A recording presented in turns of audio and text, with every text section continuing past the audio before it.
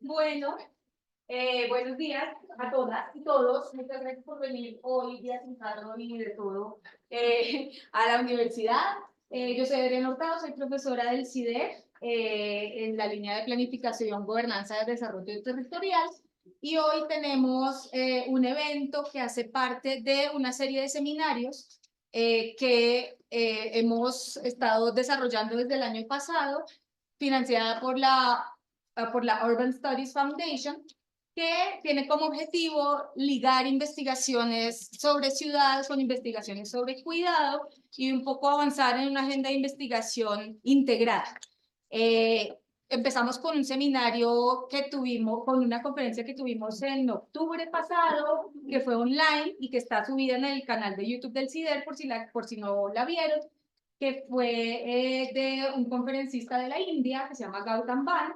Esa está subida en el canal por si la quieren consultar. Después, esta sesión de hoy también la vamos a subir al canal de YouTube del CIDER por si la quieren compartir con otras personas. Y este es el segundo encuentro. Tenemos como parte de nuestro segundo encuentro, que es presencial, nos están visitando personas de Argentina y de Alemania, y con ellas estamos trabajando en la formulación de una edición especial de una publicación para una revista de estudios urbanos sobre temas de cuidado. Así que quienes les empiece a sonar como estar, pues bienvenidas las propuestas, bienvenidos, escríbanos, cuéntenos, que queremos pues compilar la mayor cantidad de investigaciones que haya que articulen estas dos líneas de investigación. Y también tendremos, bueno, la charla de hoy que ya la vamos a introducir, y tenemos mañana un taller con estudiantes doctorales e investigadores postdoctorales y personas pues, que estén como en ese camino de la investigación de posgrado sobre estos temas. Lo vamos a tener mañana a las 2 de la tarde. Sé que varias personas de acá pues también están inscritas mañana. Entonces, bueno, la idea de hoy, primero les voy a presentar a nuestros participantes de hoy. Vamos a empezar con la presentación de Agustina. Agustina Fritsch está terminando su doctorado en la Universidad de Buenos Aires y trabaja en la Universidad de San Andrés, en Argentina, y ella nos va a traer una investigación que hace con la profesora Mercedes de Virgilio, que ella trabaja también con nosotros en este grupo de los seminarios, y va a presentar sobre tejer unas redes de cuidado, el rol de las mujeres en organizaciones comunitarias de cuidados, que esto también sí, en Buenos Aires. Después, voy a presentarlos a todos de una para que después fluya la cosa más. Después vamos a tener, vamos a saltar geográficamente hasta Berlín, y va a estar acá con nosotros Boeing Cervecilla, con la presentación Women Empowerment, Self-Care Practices and Maneuvering Bureaucratic Paradoxes in the Closed City, Lessons from Berlin. Luego tenemos a nuestros ponentes de Bogotá, que son Sebastián Espejo y Ángela Moreno. Ellos han estado en un grupo de investigación que tenemos desde hace como año y medio, ¿cierto? Con las profesoras María José Álvarez y Federica Fleischer, que están acá, de la Facultad de Ciencias Sociales. Es un grupo de investigación, un semillero de investigación, que aquí tenemos en esta fila también a personas de este semillero, pues que hemos colaborativamente hecho una exploración de la evolución, de los impactos y de las percepciones de usuarias del sistema distrital de cuidado, específicamente pues de algunas de las manzanas del cuidado en Bogotá. Entonces ellos nos van a contar pues algo de avance sobre ese tema. Y por último tenemos a Natalia Martini, que ella trabaja en la Humboldt Universitat de Berlín, en el Centro George Siemens de Metropolitan Studies, y ella nos va a presentar, su conferencia se llama Architectures of Caring Encounters with Street Homelessness in Berlin. Trabaja personas en situación de calle, migrantes polacos en Berlín. Entonces, bueno, la idea con esto es conocer las investigaciones que cada una y cada uno nos van a mostrar. Todos son avances, digamos, son investigaciones en curso, y la idea es después tener tiempo para poder discutir, para poder empezar a ligar unas cosas con otras. Nosotros tenemos una gran curiosidad de saber, de encontrar un hilo conductor como ¿qué estamos entendiendo por cuidado? Porque mucha gente estudia cuidado, pero pues de pronto, digamos, desde distintas entradas, con distintas escalas. ¿Qué entendemos por cuidado? ¿Cómo se da el cuidado en la ciudad? ¿Cuál es el rol de lo urbano en relación con el cuidado? Si es cuidado que solo, digamos, le llamamos urbano porque sucede en una ciudad, o si hay algo de lo urbano que es lo que está posibilitando el cuidado o que lo esté, digamos, imposibilitando. Entonces, invito a nuestros panelistas, menos a Agustina, a que se sienten aquí y le doy la palabra entonces a Agustina. La idea es que nos demoremos 15 minutos, vamos a hacerlas todas y después vamos a tener más bien un tiempo, como la idea es discutir articuladamente, no hacer, digamos, preguntas después de cada presentación, sino al final podemos tener una discusión más articulada. Repito para quienes acaban de llegar que tenemos servicio de interpretación. Si necesitan traducción de inglés a español, aquí atrás, con Carlos Eduardo piden los equipos, y si necesitan, bueno, español e inglés ya la tienen. Listo, creo que no son más anuncios, entonces le doy la palabra a Agustina. Adelante. Si quieren correrse,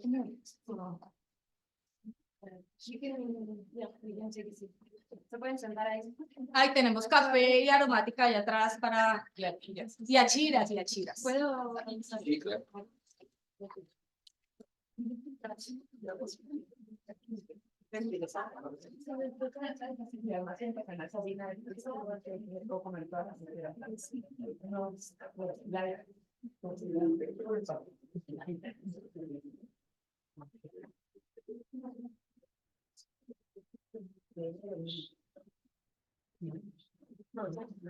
¿Ya está grabando?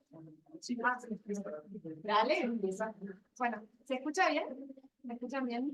Si quieres, puedes correr un poquito para acá, porque acá hay un micrófono que te está para la grabación. Gracias. Bueno, muchas gracias a la Universidad de los Andes por la invitación y por su invitación a la fundación. Lamentablemente me toca presentar sola, porque esta presentación está armada con Mercedes y Virgilio, como bien dijo Adriana. Así que quizás hay algunas partes por las que voy a ir más rápido, porque ella es la que tiene mayor conocimiento, y en donde estuve como más involucrada en esas partes del proyecto me voy a detener con mayor detalle. Si hay alguna palabra o algún término que estoy usando que no es el correcto para Colombia, no tengan problemas en interrumpirme y decirme o corregirlo o preguntarme de qué estoy hablando, porque a veces tenemos como unos pequeños deslices de idioma que... bueno, nuestra presentación la voy a hacer en español, está la infografía en inglés, así que voy a ir comentándoles en español. La denominamos Tejiendo Redes de Cuidado, el rol de las mujeres en las organizaciones comunitarias dedicadas a las tareas de cuidado, y proponemos un acercamiento desde la provincia de Buenos Aires, en Argentina, en particular un distrito que se llama San Martín. La región metropolitana de Buenos Aires es un territorio muy complejo y muy heterogéneo, que se compone por 43 municipalidades o partidos y la ciudad de Buenos Aires. Habitan casi 17 millones de personas, mientras que San Martín, que es el municipio que está señalado en azul, se encuentra en lo que denominamos el primer cordón de la ciudad de Buenos Aires, porque limita con la ciudad de Buenos Aires y es parte de la conurbación. Ahí vive casi medio millón de personas. Y también tenemos el dato de los barrios populares. Los barrios populares en Argentina es la denominación que tenemos a las villas o asentamientos de familias empobrecidas en territorios con déficit también de infraestructura. Más allá del nivel socioeconómico, es un indicador de déficit de infraestructura y de vivienda. En toda la región metropolitana habita un total de 500.000 familias, 510.000 familias, en 1.458 barrios populares. En San Martín habitan 21.000, 22.000 familias en 43 barrios populares. Muchos de estos barrios se van a ubicar en las zonas geográficas que después vamos a presentar, voy a estar presentando en un ratito. Bueno, un poco sobre las condiciones de vivienda en San Martín. Hay un indicador que elaboró Mercedes y Virgilio con Carla Rodríguez, que toma dos déficits, el cualitativo y el cuantitativo. El cuantitativo se refiere a la cantidad de viviendas necesarias por cada 100.000 habitantes, mientras que el cualitativo se refiere a la cantidad de a la cantidad de viviendas que requiere reformas cada 100 hogares. Perdón, es cada hogar, no cada habitante. Entonces, bueno, si mapeamos en San Martín dónde se ubican estos dos déficits, vemos que hay algunas zonas, si uso el mouse se verá. Particularmente esta zona norte del partido, en los dos casos se superpone como la presencia de déficit habitacional de los dos tipos de déficit, y después hay otras zonas que según el déficit también aparecen. Si superponemos los dos, notamos que, bueno, básicamente la zona norte es donde tiene la mayor concentración de estos déficits, y voy a decirles este nombre ahora de la zona porque después vamos a hacer mucha referencia, que es el barrio o la zona Reconquista, que es la que está ahí en el sector norte. Bien. El trabajo se enfoca en las mujeres y sus tareas de cuidado, pero lo vamos a estar mirando a través de un programa de la municipalidad, que es a través de los efectores municipales. Entonces acá presentamos un poco qué son estos efectores municipales y cómo se distribuyen por el territorio de San Martín. Bueno, la distribución de vuelta, si superponemos con los déficits, vemos que hay como una primera zona en donde, bueno, les voy a contar un poco de porque esta es la parte que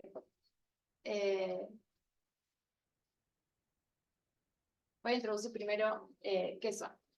Estos efectores municipales, nosotras creemos que podríamos llegar a pensarlos con uno de los conceptos que estábamos trabajando a lo largo del seminario, que es el de los burócratas al nivel de la calle o los street level bureaucrats. Porque ¿qué son? Son básicamente secretarías o dependencias de la municipalidad dispersas por el territorio de San Martín, que tienen como objetivo funcionar a través de las organizaciones comunitarias con redes, le denominan redes, básicamente que tienen distintas tareas en el territorio de San Martín. La mayoría de estas redes preexistían a este programa de efectores municipales, otras fueron promovidas por el Estado, pero las organizaciones en general sí eran preexistentes a la política del Estado. ¿Los se llaman efectores? Sí. Se llaman efectores. Es el nombre, sí, es el nombre que le puso la municipalidad a es como lo denominan ellos. Bueno, no me voy a detener en esto porque... Y estos son los tipos de efectores que existen. Entonces están los merenderos, no sé si... Bueno, en Argentina tenemos 4 comidas: desayuno, almuerzo, merienda y cena. Entonces los merenderos serían como esos comedores que se ocupan de dar una comida adicional, que no es ni el almuerzo ni la cena. Después están los comedores, que sí son los que dan las comidas más importantes del día. La merienda es como un snack que se come por la tarde. Después hay de refuerzo alimentario, de atención de primera necesidad, también hay de capacitación en oficios, de los jardines municipales, los jardines de infantes municipales, que es muy interesante, porque estos son solamente los jardines municipales, los jardines municipales oficiales. Después, nosotros vamos a presentar una serie de jardines que no están reconocidos oficialmente y forman parte de las organizaciones de estas redes. Bueno, servicio de asesoramiento para protección, centros para infancias. Estas son secretarías municipales para hacer como trámites oficiales y ese tipo de cuestiones. Estos son programa Cero Violencia y el programa Investigar. Bien, entonces, con todo esto, con la distribución de los efectores, la superposición de las necesidades habitacionales, tenemos una serie de zonas en el partido o la municipalidad, el municipio, que reconocemos. La principal zona, la primera, es la zona Reconquista Sur, que ahí está señalizada, es esta. Se perdió mucha nitidez, perdón, en esta imagen, ¿está? Que constituye la zona más amplia y con mayor nivel de intervención del municipio, y al mismo tiempo es la que presenta la mayor presencia de déficit habitacional cual y cuantitativo. Si ven el del otro lado, coinciden los dos indicadores. La segunda zona, que es la Reconquista Norte, ahí, se constituye por una zona de fuerte nivel de criticidad, pero con niveles de intervención no tan altos como la zona Reconquista Sur. Y también hay menor cantidad de destinatarios de programas sociales, que se perdió nitidez, por eso no me detuve, pero son los puntitos verdes que aparecen acá. También mapeamos los destinatarios de programas sociales municipales, dónde se ubican y cómo se correlacionan territorialmente con el resto de los indicadores. Bueno, la tercera y la cuarta zona, que son estas dos de acá, son zonas mixtas en cuanto al déficit social. Hay núcleos de criticidad, pero también hay infraestructura, intervenciones más consolidadas en el municipio. Y después la quinta zona, que es el centro del municipio, nos permite evaluar un poco lo que es la zona por fuera de la incidencia de la política social del municipio, porque como ven, es donde hay menor intervención. Bueno. ¿Cuál es el rol de las mujeres en estas redes, en estas organizaciones de base dedicadas a los cuidados? Nos preguntamos entonces con esta serie de preguntas, en primer lugar, ¿cuál es el rol que juegan las mujeres cuando las redes son promovidas por el Estado municipal? ¿Cuál es el rol que juegan estas mujeres cuando son promovidas por las propias organizaciones comunitarias? Y por último, ¿cuál es la relación con los burócratas del nivel de la calle o los street level bureaucrats, que era ese concepto que les traíamos un poco hace unos instantes?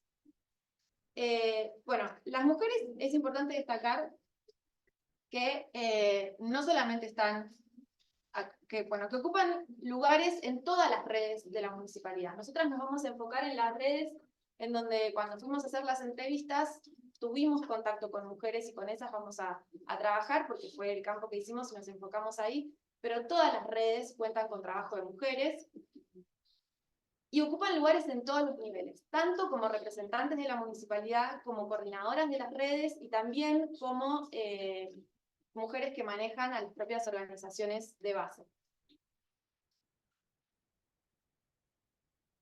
¿Cómo articulan los efectores municipales con las organizaciones? Como les decía, a través de estas redes, que nosotras cuando salimos a hacer las entrevistas, entrevistamos más de 20, pero estas son las entrevistas que nos permitieron tener mayor acceso a la información de campo, porque bueno, no fue tan sencillo.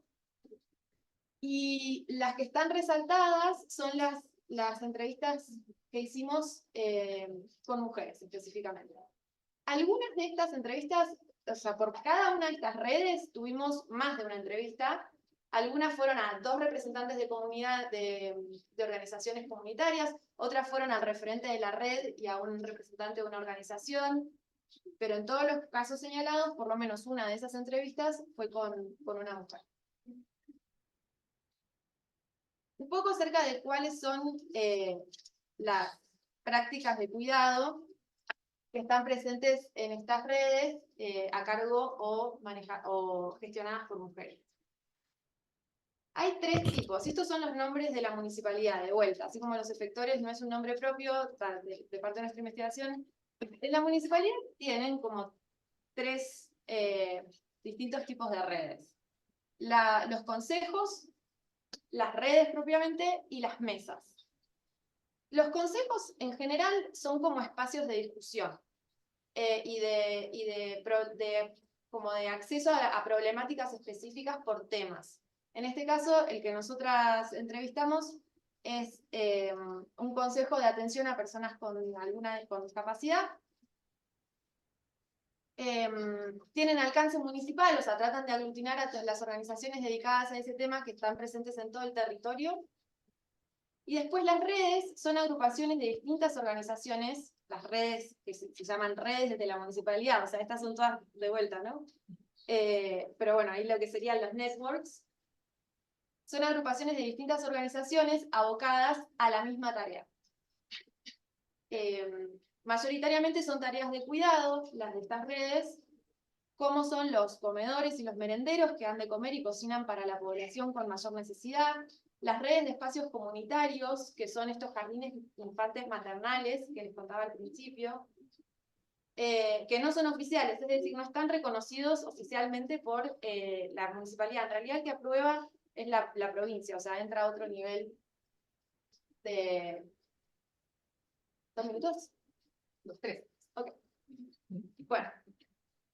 Y por último, las mesas, que cuando pensábamos la traducción para estas mesas, tuvimos un debate, después lo podemos abrir, pero sería algo así como una especie de liga territorial que se arma para enfrentar una determinada problemática, como por ejemplo problemas de acceso al hábitat, y se organizan con distintas organizaciones que estén atravesadas por la misma problemática, y a partir de ahí generan una intervención, incluso llegaron a sancionar normativas municipales para poder ser reconocidos. Esta es la zona Reconquista, acá hay 3 imágenes como para bajar un poco a tierra de qué se trata el espacio del que estamos hablando.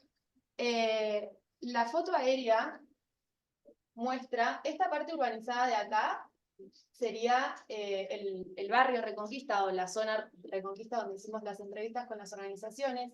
Esta es una autopista y este hermoso parque verde en realidad es donde se tiran los residuos de la región metropolitana de Buenos Aires. Por lo tanto, eso es a la vez una fuente de trabajo para muchas de las personas que viven del otro lado, que son recolectores y revendedores de la basura que recolectan del otro lado de la autopista. Bueno. Un poco acerca de cómo se relacionan, y con esto ya estamos cerrando, las mujeres en las actividades de cuidado con los burócratas al nivel de la calle, y encontramos que hay como 3 niveles. Está el nivel de las redes, el nivel de las organizaciones, y también el nivel de las personas involucradas en las organizaciones. A nivel redes encontramos que hay 2 tipos de trabajo en red: los que son promovidos por las mujeres a cargo de las organizaciones, y también aquellos que son promovidos desde el gobierno municipal. Los primeros tienen una historia de acción colectiva previa, o sea, aquellas que son promovidas por las propias actrices, digamos, tienen una historia de acción colectiva previa, que está motorizada por la necesidad de garantizar la supervivencia, principalmente. Son zonas con mayor nivel de necesidad, en general, donde nacen estas organizaciones que son previas a la intervención estatal. Y las redes enfocadas en cuidado se articulan entre ellas, fuertemente, y a veces incluso sin que el Estado promueva esa articulación entre las redes de cuidado. Las organizaciones, la mayoría ha existido desde mucho antes de la intervención estatal, por el mismo motivo, y a pesar de que no trabajan en red, a veces las organizaciones que no trabajaban antes de la intervención, ya participaban de instancias colectivas para atender a las necesidades de los barrios donde se insertan. Por ejemplo, tener que hacer una demanda por algún problema como por contaminación o por otro tipo de demandas que puedan surgir de las realidades del barrio. Tengo para contar varios casos, pero creo que no llegamos con el tiempo. Y después el de las personas involucradas en las redes, que hay 2 maneras de involucrarse, que puede ser como beneficiarios o también como voluntarios o trabajadores, depende del tipo de organizaciones, cómo los denominan. Esto también es interesante. Hay organizaciones que denominan a sus colaboradores como trabajadores, aunque no perciban una remuneración, y otras los denominan como voluntarios, justamente porque no perciben una remuneración. Y al final, las organizaciones funcionan como redes en sí mismas, porque acercan a personas que no necesariamente tienen un vínculo previo en un contexto de apoyo comunitario. Y una mesa de comida a veces puede terminar siendo más, o sea, aparte de ser un lugar de encuentro, que es lo que se espera que sea, y de contención y de garantía de esa supervivencia, muchas veces también se convierte en una fuente de empleo, ya sea porque esa persona se queda a trabajar ahí, es su primer empleo, o porque por compartir el espacio con otros puede acceder a un empleo o a resolver un problema a través de esta conexión que tienen las organizaciones con los efectores municipales. O sea, de alguna manera acercan a las personas con sus demandas a un efector municipal que puede, en algunos casos, efectuar una respuesta a esa demanda. Bueno, esto era para cerrar. ¿Lo leo? Sí, se lo. Bueno, esto es como una reflexión de cierre, que pensando, decíamos, bueno, las redes están conformadas en su mayoría por múltiples organizaciones de cuidado, autogestionadas, fundadas, sostenidas y organizadas por mujeres, de los estratos sociales más bajos del distrito. Son mujeres que pertenecen a esos barrios en general, no son mujeres que vienen de afuera a través de una organización tipo Cáritas y se insertan en el territorio, son de base realmente. Los principales objetivos de estas organizaciones son apoyar y sostener a una creciente población empobrecida, cubriendo necesidades fundamentales que el sistema de atención pública y el mercado laboral no pueden satisfacer. Los principales hallazgos señalan el trabajo duro y complejo que hay detrás de la construcción y el mantenimiento de estas organizaciones. Las mujeres no solamente están detrás de las organizaciones que dirigen, sino que también están profundamente inmersas en una red que es más amplia y que incluye organizaciones similares y diferentes, dedicadas a otros aspectos de cuidado en territorios específicos. Esto significa que a la hora de afrontar diferentes problemas, las organizaciones tienen una capacidad de reacción colectiva. Cada una de las organizaciones se interconecta como nodos territoriales que construyen una red más grande, con información, conocimiento, valores y visiones específicas que contienen a la población dentro del territorio. Muchas gracias.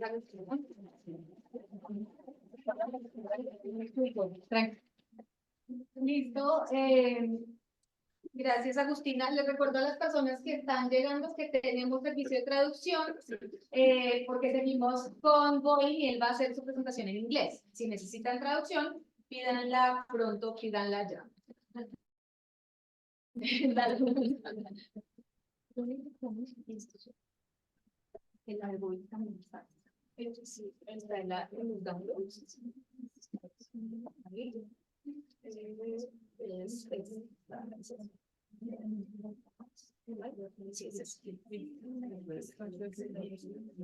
¿Ya están compartidos? Sí, no, eso lo pasado por compartir por eso no le vemos el panel.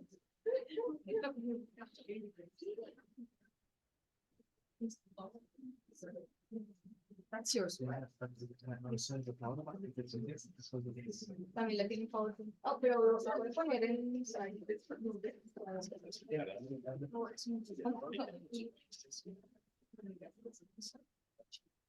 que también está en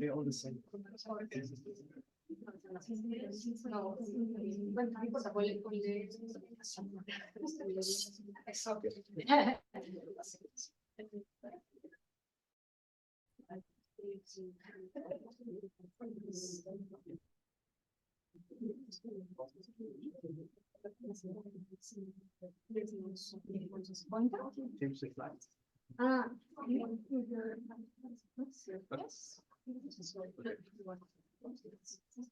Or if you wanted to No, just yeah. Okay, so yeah, thank you very much for having us here at the Universidad de Los Andes. I'm feel very honored to be here today and to present to you my work in progress, which I gave the title Women Empowerment Self-Care Practices and Managing Bureaucratic Paradoxes in the Closed City, Lessons from Berlin.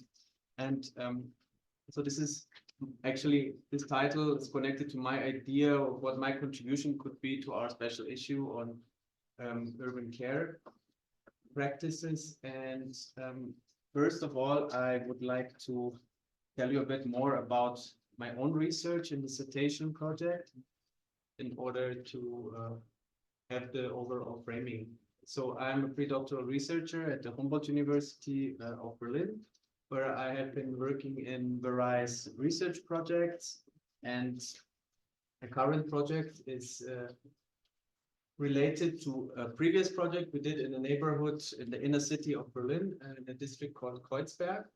And it's a project that is funded by the Berlin Senate. And out of the data of these two projects, the first one was in 2018, the second one is still running until the next summer. I want to develop my cumulative dissertation, so based on different articles. And one of the articles would be focused on urban care practices.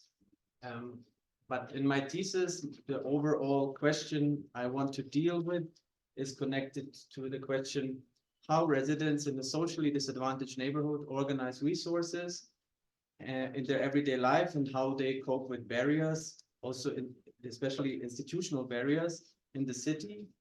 And in particular, my focus will be on youth and their future perspectives in this respect. So I would like to tell you a bit more about the research side in Berlin-Kreuzberg.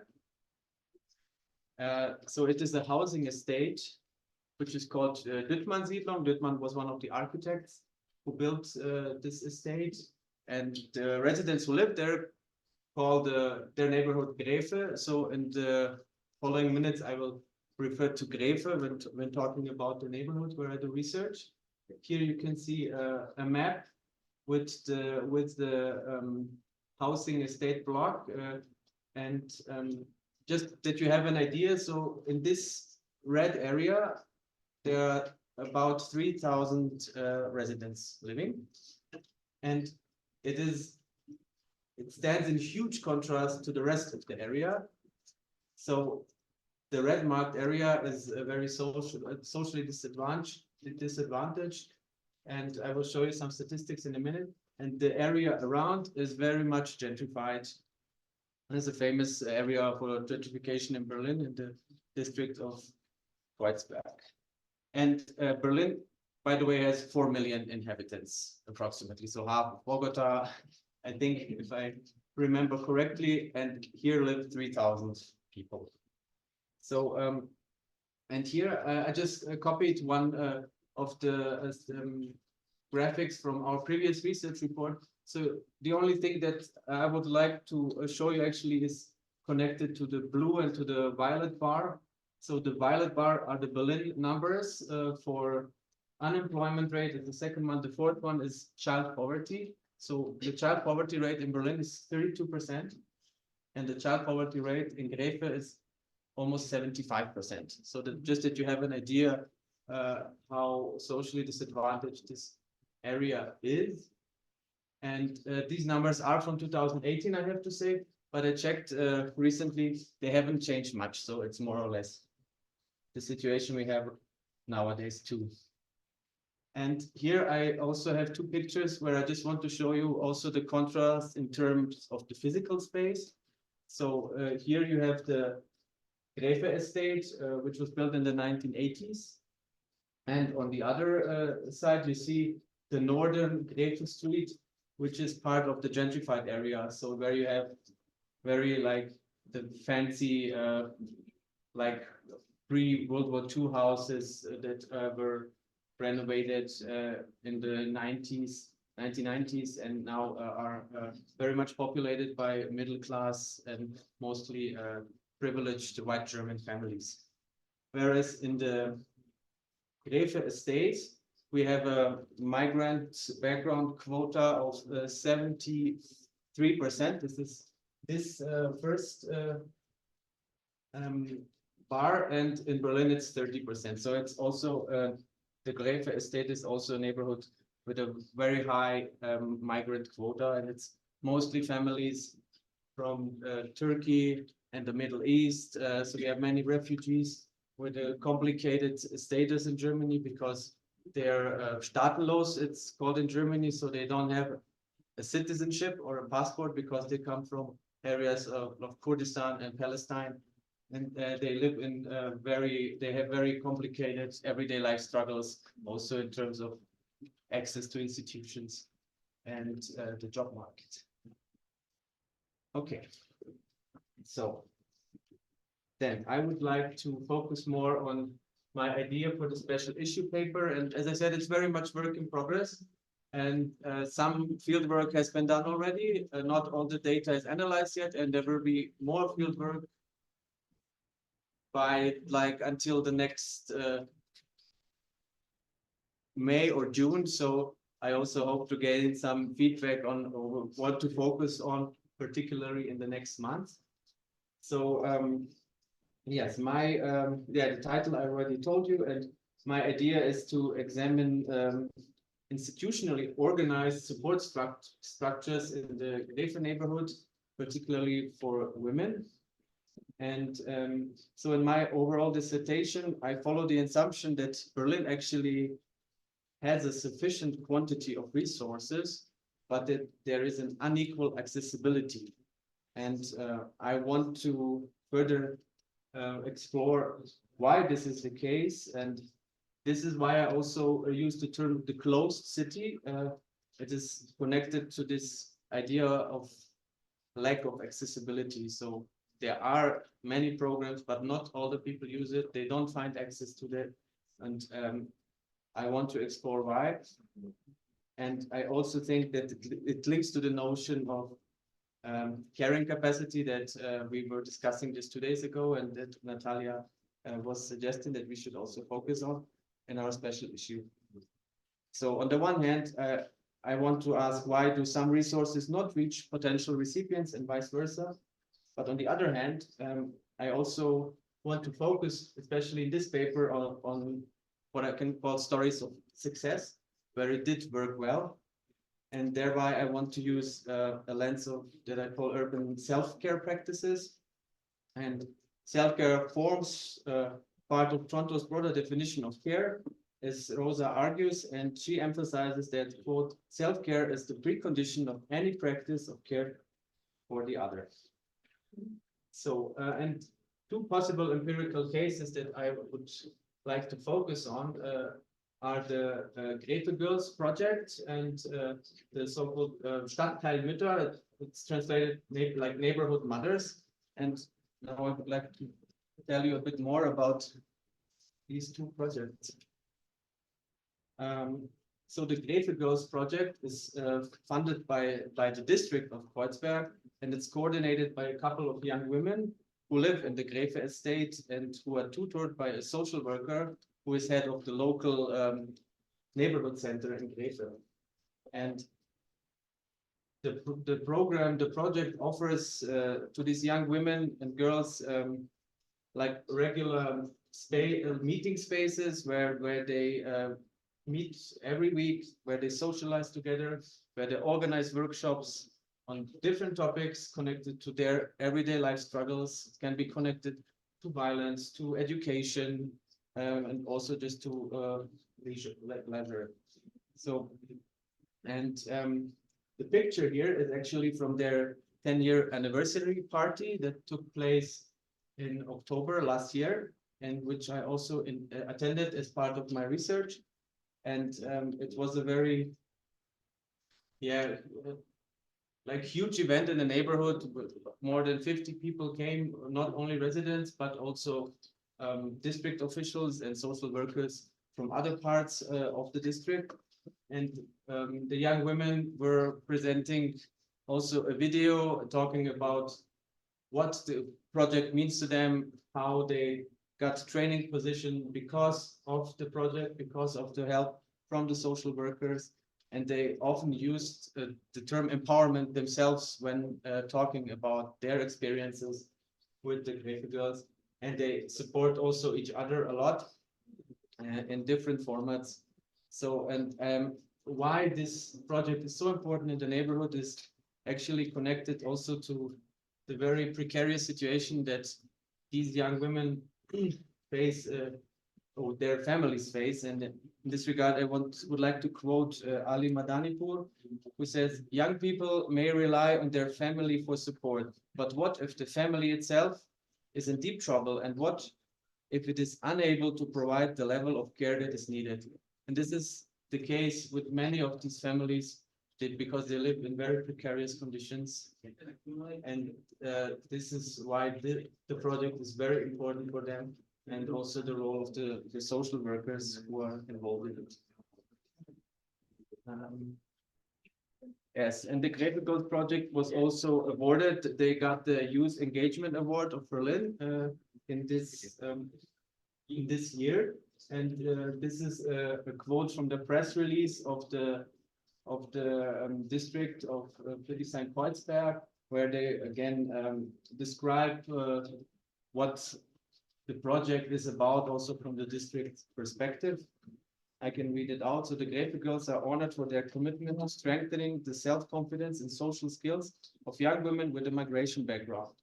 The project helps to raise awareness of independent life management and to open up new opportunities outside the residential area.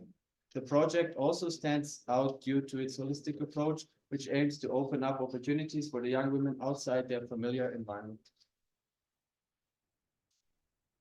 Okay, so and then very briefly, I would like to say a couple of words to the other empirical example that I would like to look at in terms of women empowerment, which is the neighborhood mothers.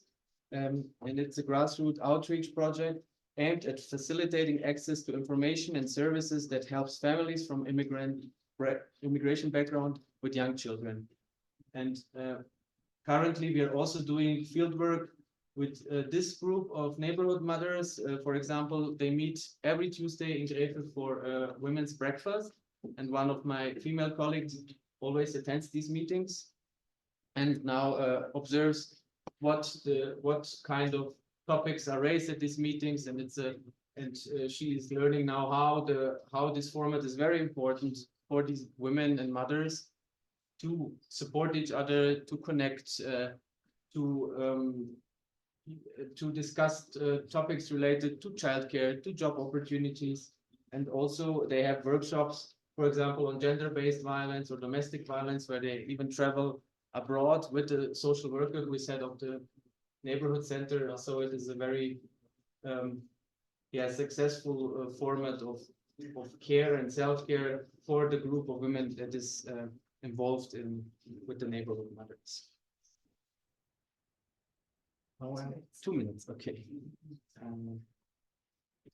So then, I would like to actually now connect these research ideas to my overall dissertation focus by understanding urban self-care practices as a resource, because the resource question is very central in my dissertation. And yes, and as Orem argues, like many conditioning factors influence a person's ability to engage in self-care, including age, gender, health state, social, cultural orientation, and environmental factors, as well as the availability of resources. And so now I would like also to come back to one of the questions that my colleague Natalia raised in our previous discussion. What generates caring capacity? And it's now a very fresh idea, but I have been like evaluating what empirical findings from my research could give answers to that question, and so on. And I have now these ideas on the slide. So on the one hand, it's empowerment through self-care practices and sharing experience on a neighborhood community scales through the example of the Greve girls. And on the other hand, it's the ethical approach of social workers that is primarily oriented towards their clients, even if this means that at times they have to maneuver themselves through bureaucratic paradoxes.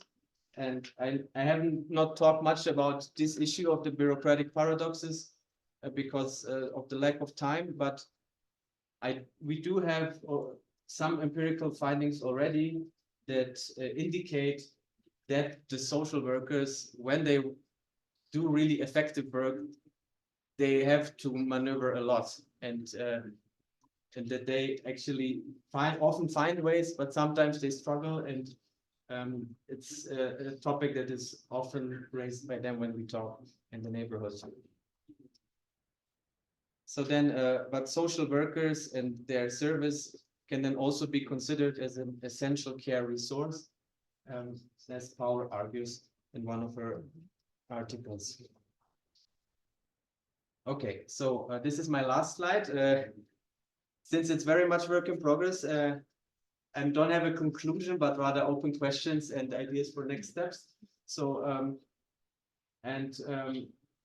which we will probably discuss more in our smaller round, but I wanted to share it anyway. So, questions that I have to myself and my paper is now if I should focus on one case or on both cases that I presented today, when continuing with the empirical research, I'm still want to adapt some new questions for following interviews and for the participant observation that's still to come.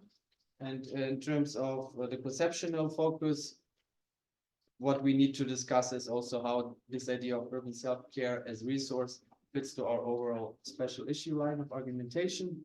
And yes, and also I would like to consider further concept for my argument, like trust and symbolic capital that was also mentioned by in the proposal for our overall workshop by my colleagues Nina Margis and Sandra.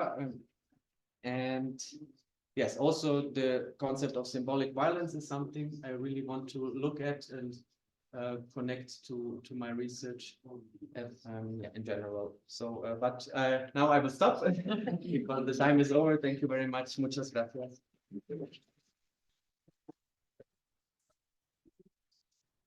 Gracias, Boy. Seguimos entonces con Sebastián y Ángela. Ah, sí. Sebastián y Ángela, que nos van a contar antes de la investigación sobre las manzanas del cuidado de Bogotá. Ya podemos ir viendo que hay muchos temas que se pueden conectar entre los casos que están presentando. Les recuerdo a quienes llegaron, otra vez, que hay traducción y hay café y hay achiras.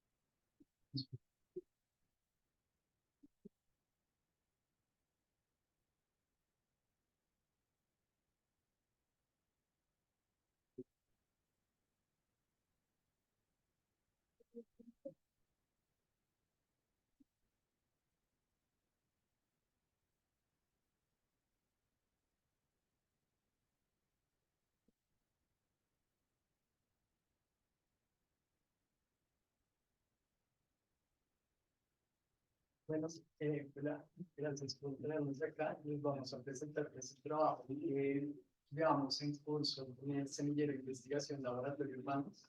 Y pues es grato poder presentar esto porque ya llevamos prácticamente 2 años. Pues en principio éramos prácticamente solo años, ya que es médica. Y pues esto se ha crecido mucho y ya abarca pues a un gran grupo de estudiantes, profesores de diferentes disciplinas. Concretamente les vamos a presentar pues trabajo que organizamos entre el segundo semestre de 2022 y el primer semestre de 2023, pero pues como han comentado ya anteriormente los presentadores, pues todos son investigaciones en curso. Pues, hablar un poquito más duro para la grabación, por favor. Gracias. Entonces, acá está una foto del semillero, les acá presente, y pues un poco de contexto. Entonces, es como esa idea del cuidado y por qué nos importa el cuidado en la ciudad, y después como una nueva forma de pensar cómo podemos relacionarnos en estos contextos, y pues cómo se puede atravesar tanto la política pública para generar mejores condiciones para los habitantes. Y pues nos importa particularmente en las ciudades por el hecho de cómo se han desarrollado, pues que generalmente favorecen a cierto tipo de sujeto, y pues el sujeto tiende a ser masculino, blanco, heterosexual y afluente. Y pues se deja a un lado otras experiencias de lo que es vivir en la ciudad. Y pues nos enfocamos particularmente en las manzanas del cuidado porque pues, es una política pública que surge durante lo que es la pandemia del COVID-19, ¿no? Entonces hay ciertas medidas de confinamiento, se cierran lo que son colegios, guarderías, centro de día para la vejez, y pues esto necesariamente genera unas cargas de cuidado en lo que son los hogares, la comunidad, y es una carga que está altamente feminizada. Entonces estamos hablando que según datos del DANI, pues para el 2020 más o menos 1.600.000 personas estaban realizando trabajos de cuidado no remunerados y en su mayoría eran mujeres. Y básicamente lo que es el sistema distrital de cuidado, les comentaba, surge en 2020 y se logra institucionalizar ya en el 2023, y esto pues garantiza mayor continuidad que no sea como solo una política de un gobierno. Y pues lo que hemos observado es que también se han apropiado pues, diferentes usuarios de esta política. Y otros elementos importantes es que surge pues, durante la alcaldía, la primera alcaldesa de la ciudad, es Claudia López, y también coincide con la formulación del plan de ordenamiento territorial, que es pues cómo se va a desarrollar la ciudad hasta el 2035, en día hay 21 manzanas de cuidado, y se tiene proyectado que lleguen a 45, pues ya la fecha. Y pues los objetivos principales son reducir, reconocer, redistribuir estas labores de cuidado pues, que les pasa. Entonces, esta investigación más que todo se centró en ver pues estas mujeres cómo están recibiendo ese servicio, uno, en términos de esos objetivos que mencioné, de reducir, redistribuir y reconocer esas labores de cuidado, pero también en ganancias no anticipadas, y eso en las políticas públicas, que en este caso pues vimos que era lo positivo, que es la consolidación de redes. Entonces, para eso nos servimos de un grupo de trabajo de Mario, el sociólogo, y él nos habla de estas ganancias no anticipadas. Entonces, que tenemos ciertas infraestructuras de la vida cotidiana, como las librerías, colegios, y demás, donde la gente se encuentra cotidianamente, refuerza estas redes y puede usarlas y expandirlas, desarrollándose como cierto capital social y permitiendo mejor movilidad en la ciudad. Sí, Dana. Sí. Bueno, entonces, para la metodología, nosotros hicimos una investigación netamente cualitativa. Para ello utilizamos dos instrumentos que fueron las entrevistas y los grupos focales. Ejecutamos 20 entrevistas y 3 grupos focales en lo que cursaba del segundo semestre del 2022 y del primer semestre del 2023. Cabe resaltar que para poder hacer la ejecución de esta investigación, lo hicimos en 3 de las manzanas de cuidado de Bogotá, y para eso nosotros hicimos una selección cuidadosa a través, digamos, del contexto sociodemográfico y también de la antigüedad de las manzanas, para así tener mayor variación de los datos y poder llegar a hacer un análisis, digamos, mucho más amplio. Una de las manzanas que nosotros seleccionamos fue la manzana del cuidado de los mártires. Como pueden ver aquí, pues es una manzana que se ubica en el centro de la ciudad, en Bogotá, aquí. Y se ubica en el barrio Santa Fe. Es una manzana que la seleccionamos principalmente porque tiene unas condiciones de pobreza y desigualdad muy particulares e interesantes que nos pareció relevante resaltar. Antiguamente, digamos que antes de crearse la manzana, esta institución, como entidad ancla, porque las manzanas de cuidado están ubicadas en entidades pues previamente o instituciones previamente trabajadas, digamos, por el Estado. Esta entidad, pues antes funcionaba, digamos, como centro de prostitución. Posteriormente, ya en el 2017 se recuperó como el Castillo de las Artes, como centro de innovación cultural, pues por la alcaldía de Bogotá. Y en el 2021, para ser exactos, comenzó a funcionar como la manzana del cuidado de mártires. La segunda manzana que nosotros seleccionamos fue la manzana de Campo Verde, que se encuentra en una localidad del sur de Bogotá, que es en la localidad de Bosa. Como pueden ver acá, a diferencia de la otra manzana, se encuentra en un centro, digamos, de renovación urbana. Es una manzana que se encuentra en una entidad de un centro de justicia, y nos parece también interesante trabajarla principalmente porque es una de las manzanas más nuevas en comparación, digamos, con las demás. Y la última manzana que nosotros seleccionamos fue una manzana que también se encuentra en la misma localidad de Bosa, y es la manzana del cuidado de Bosa Porvenir, que está ubicada en la entidad ancla del CDC, o del Centro de Desarrollo Comunitario, que pues los centros de desarrollo comunitarios aquí en Colombia son centros que funcionan para poder dar servicios de bienestar a la comunidad o a la ciudadanía. Entonces, esta manzana del cuidado pues se ubica en este CDC. Nos resultó interesante también pues porque es una de las manzanas más antiguas, y también porque es una de las manzanas que tiene mayor afluencia de usuarios y de personas que utilizan los servicios. Entonces, como pueden ver, hay una variación interesante en la selección sociodemográfica y también de antigüedad de las manzanas. Bueno, con relación a los hallazgos, nos interesó bastante pues analizar esas 3R que había mencionado Sebastián, que son los objetivos con los que el CIDICU se plantea a través del programa de las manzanas de cuidado, que es reconocer, redistribuir y reducir los trabajos de cuidado de las cuidadoras. En los hallazgos lo que encontramos fue que en efecto, quizás el hallazgo más importante es que realmente en el discurso las cuidadoras realmente reconocen su trabajo de cuidado y no solo autovaloran su trabajo de cuidado, sino que también reconocen, como pueden ver aquí en esta cita, el trabajo de cuidado de las demás compañeras que se encuentran utilizando los servicios de las manzanas del cuidado.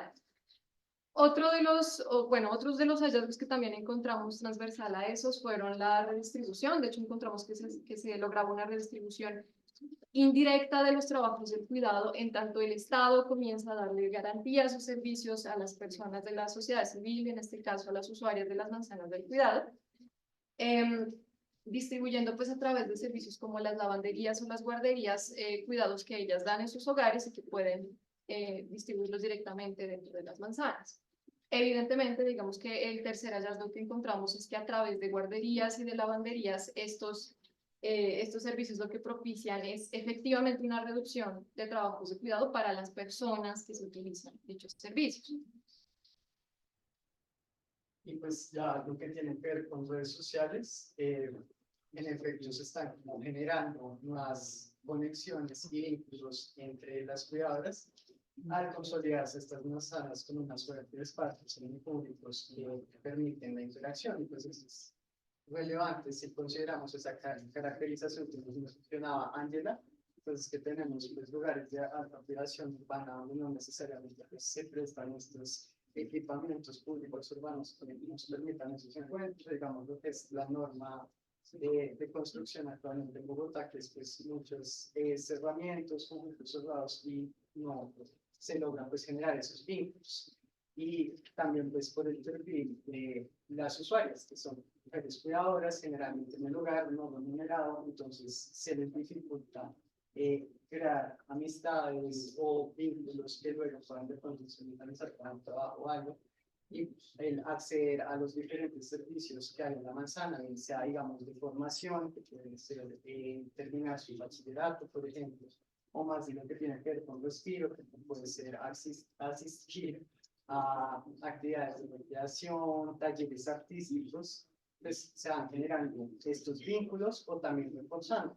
Comunicar, digamos, a las vecinas, también a sus esposos, porque hay pues, todo un proceso de transformación cultural en que se busca también redistribuir esas cargas, entonces hay unos cursos de cómo pueden brindar los hombres estos cuidados. Otra cosa importante es que también se está estableciendo como una comunidad de cuidadoras en el sentido de que muchas de estas mujeres no se reconocían a sí mismas como cuidadoras y tampoco asignaban como esas actividades que realizan a una posición de trabajo. Entonces el hecho de las manzanas pues también les permite identificarse como tal y ver otras personas que también pues entran dentro de esta categoría. Y en manzanas como lo es Mártires, digamos, vemos algo muy interesante y es un barrio pues heterogéneo a nivel social, entonces sea la convivencia y también la confluencia entre distintos tipos de personas, entonces vemos población habitante de calle, también de género diversas, hay una importante población trans, también como es una zona de inquilinatos, hay alta migración venezolana y pues se están permitiendo interacciones entre esta gran pluralidad de grupos. Pues, ahí hay, por ejemplo, una cita, esta es de población migrante. Entonces era una mujer y ella nos comenta que justamente algo que le gustaba de la manzana era que debía sentirse como algo más que migrante, que pues, se ha consolidado como una categoría que a veces es estigmatizante, y ella en la manzana simplemente era una mamita, como las otras mamás que atendían a la manzana, que pues necesitaba ayuda para cuidar a sus hijos y que buscaban un proyecto común que era pues terminar su bachillerato en el caso de esta mujer que entrevistamos. O también está el caso de varias mujeres trans y ellas nos comentaban, pues no solo que ahora tenían un espacio pues, para seguir socializando, sino que también se encontraban con estos otros públicos pues, diferentes y pues, se generaba mayor aceptación que no necesariamente sucede en los espacios de la UTI.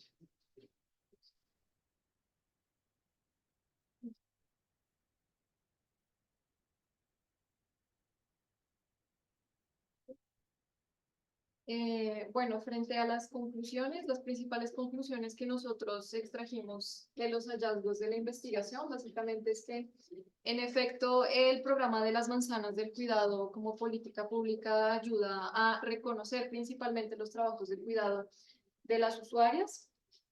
Y también funciona como una práctica de responsabilidad pública y también colectiva alrededor del cuidado, en cuanto pues el Estado es el garante también de proporcionar servicios para las mismas cuidadoras, de cuidar a las cuidadoras. Sin embargo, una de las limitaciones importantes que nosotros visibilizamos en esta parte fue que,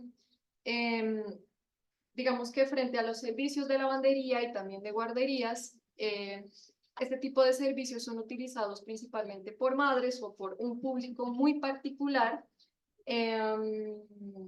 y en consecuencia, digamos, otro tipo de público como personas o usuarias que están cuidando de personas mayores o que cuidan de personas en condición de discapacidad, pues encuentran que su tiempo se ve mayormente reducido, pues precisamente porque no encuentran esa redistribución de trabajos de cuidado en estos servicios, porque no son para ellas del todo útiles, como lo pueden ser para madres que son madres de hijos pequeños que necesitan cuidados. Listo, eso sería todo.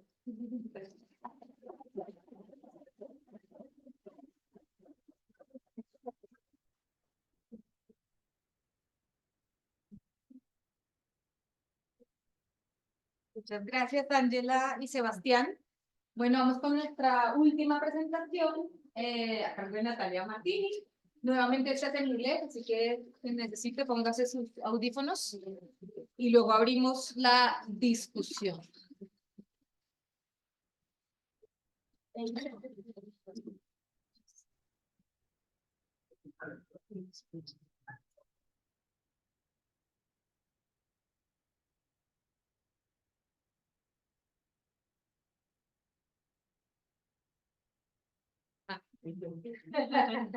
Buen manejo de tiempo.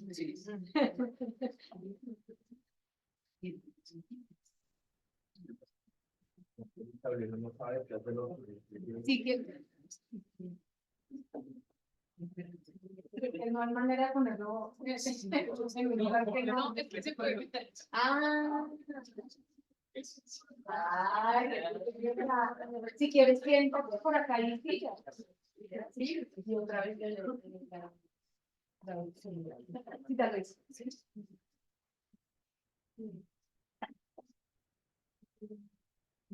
Esta presentación es en inglés para quienes llegaron ahorita y hay traducción atrás, hay audífonos por si necesitan. Hello, welcome everybody. My name is Natalia Martini. I'm a sociologist. Currently, I'm a researcher at the Georg Simmel Center at Humboldt University in Berlin. I'm originally from Poland, and I'm so grateful for the invitation. I'm honored to be here, and thank you for coming and listening to our work in progress reports. Mine is as well a work in progress. I have started the research that I'm going to be talking about in actually last November. So just a couple of months of field work that I paused to come here. So it is a truly ongoing work. Anyway, the title of my presentation and the subject of the object of my research is Architectures of Caring Encounters with Street Homelessness in Berlin. And in a couple of seconds or minutes, I hope it's going to become more clear what I mean by architectures and caring encounters and all that. All right, so a little bit about my conceptual framework. So this part is going to be a little bit more theoretically heavy, but I think it is important to be explicit in what we mean by care when we study care, because there are a lot of conceptualizations of care. Yes, so I'd like to say that my research is inspired by the notion of carrying capacity already mentioned by Voin.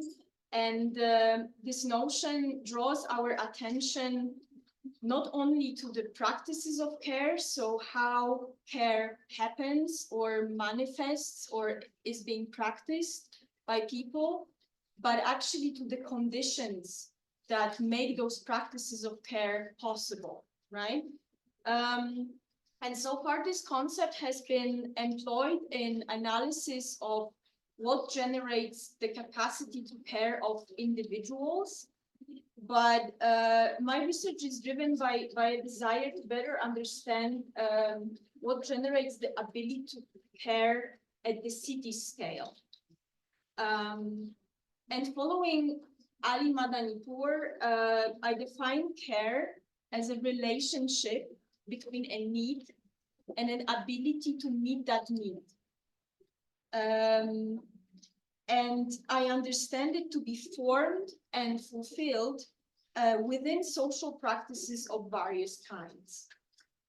And to this conceptual framework, I also bring theory of practice architectures, which offers us, I think, a quite neat conceptualization of those conditions that enable various social practices to be performed. And they mention cultural, discursive, socio-political, and material economic arrangements that enable various social practices to be performed, to unfold, including those that are related to care. So bringing all of these conceptual pieces together, in my research, I try to discover the cultural, discursive, the social, political, and material economic arrangements that enable practices of care to unfold and thus generate the capacity, the caring capacity of the city. And empirically, I explore the caring capacity of the city through Polish migrants, through Polish homeless migrants' experiences with care in Berlin.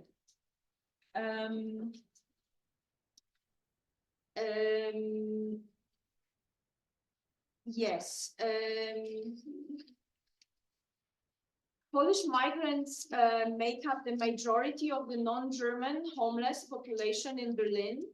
And since most of them do not qualify for state social benefits, they rely on care that operates in the city beyond the local welfare system. Their experiences thus are quite interesting and informative because they shed light on the perhaps less obvious practices and arrangements of care. And before I outline like the carescape in Berlin that emerges from my ongoing fieldwork, I want to briefly characterize the people whose experiences guide my investigation. So yeah, according to like a very rough estimate, there are around 3,000 homeless Polish people living in Berlin. Why they are both with or without a previous experience of homelessness, which means that they either had been homeless before while living in Poland and they came to Berlin as a homeless people, but also there are cases that they become homeless after moving to Germany or Berlin specifically. Why they are there? I mean, the first reason is the proximity. Like maybe you know, maybe don't. Like Germany and Poland are neighboring countries. We have a quite complex history in terms of our relations.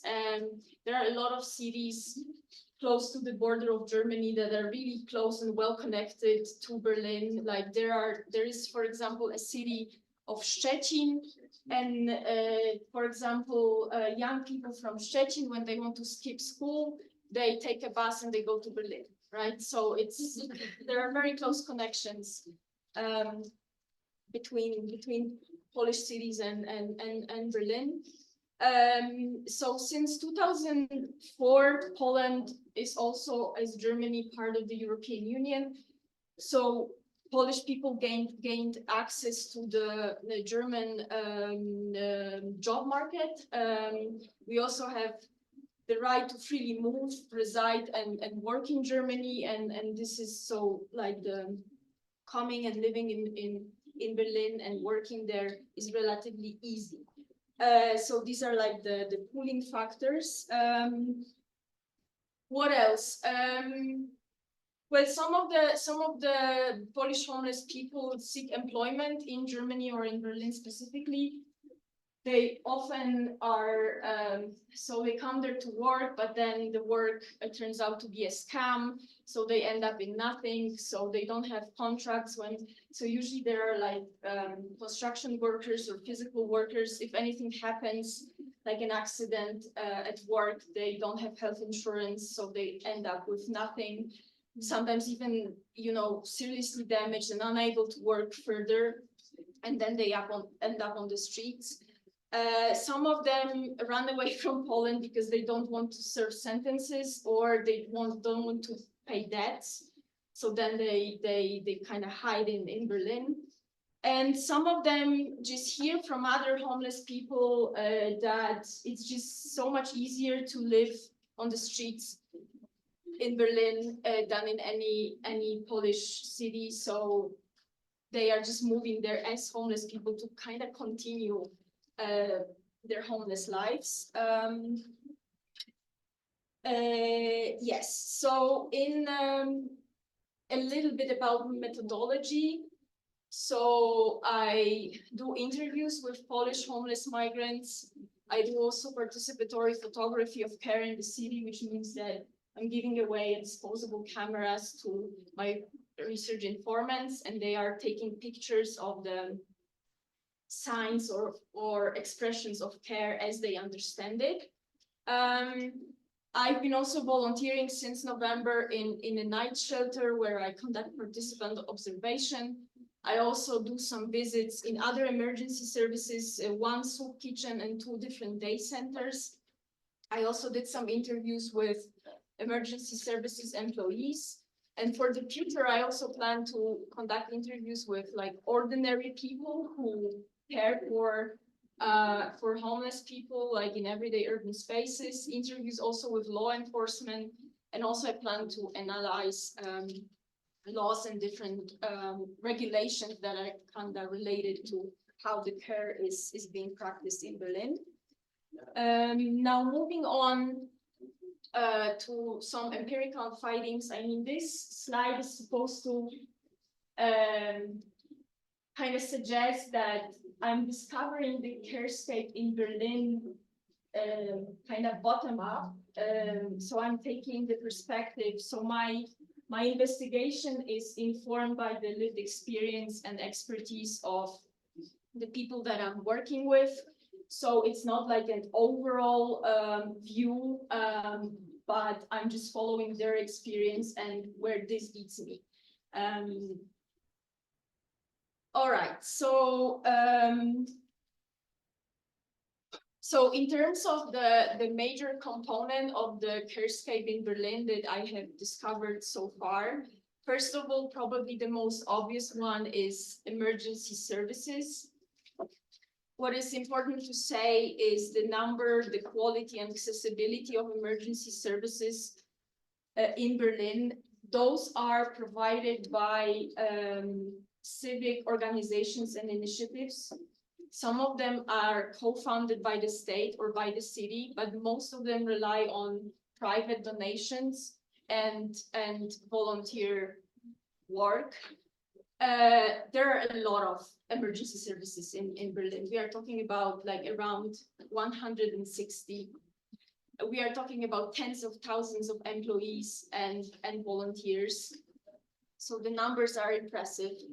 My research, so we are talking about food provision, clothing, hygiene, shelter, medical care, social work, counseling. We are talking about night shelters, soup kitchens, day centers, safe spaces for consuming drugs, for example. Just you name it, everything is in Berlin. What is important from the perspective of Polish homeless people is the accessibility to emergency services. A lot of Polish homeless people struggle with alcohol abuse, and in Poland, in most of the emergency services, to access them, even to get a bowl of hot soup, you have to be sober. This is not the case in Berlin. This is why they appreciate so much the emergency services, because they are accessible to them. There are plenty of them, and the quality of services are good.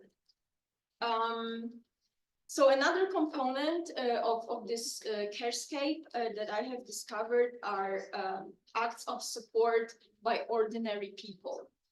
There are various ways in which ordinary people in everyday urban spaces, in like random encounters with homeless people, how ordinary people support those in need. Well, they are,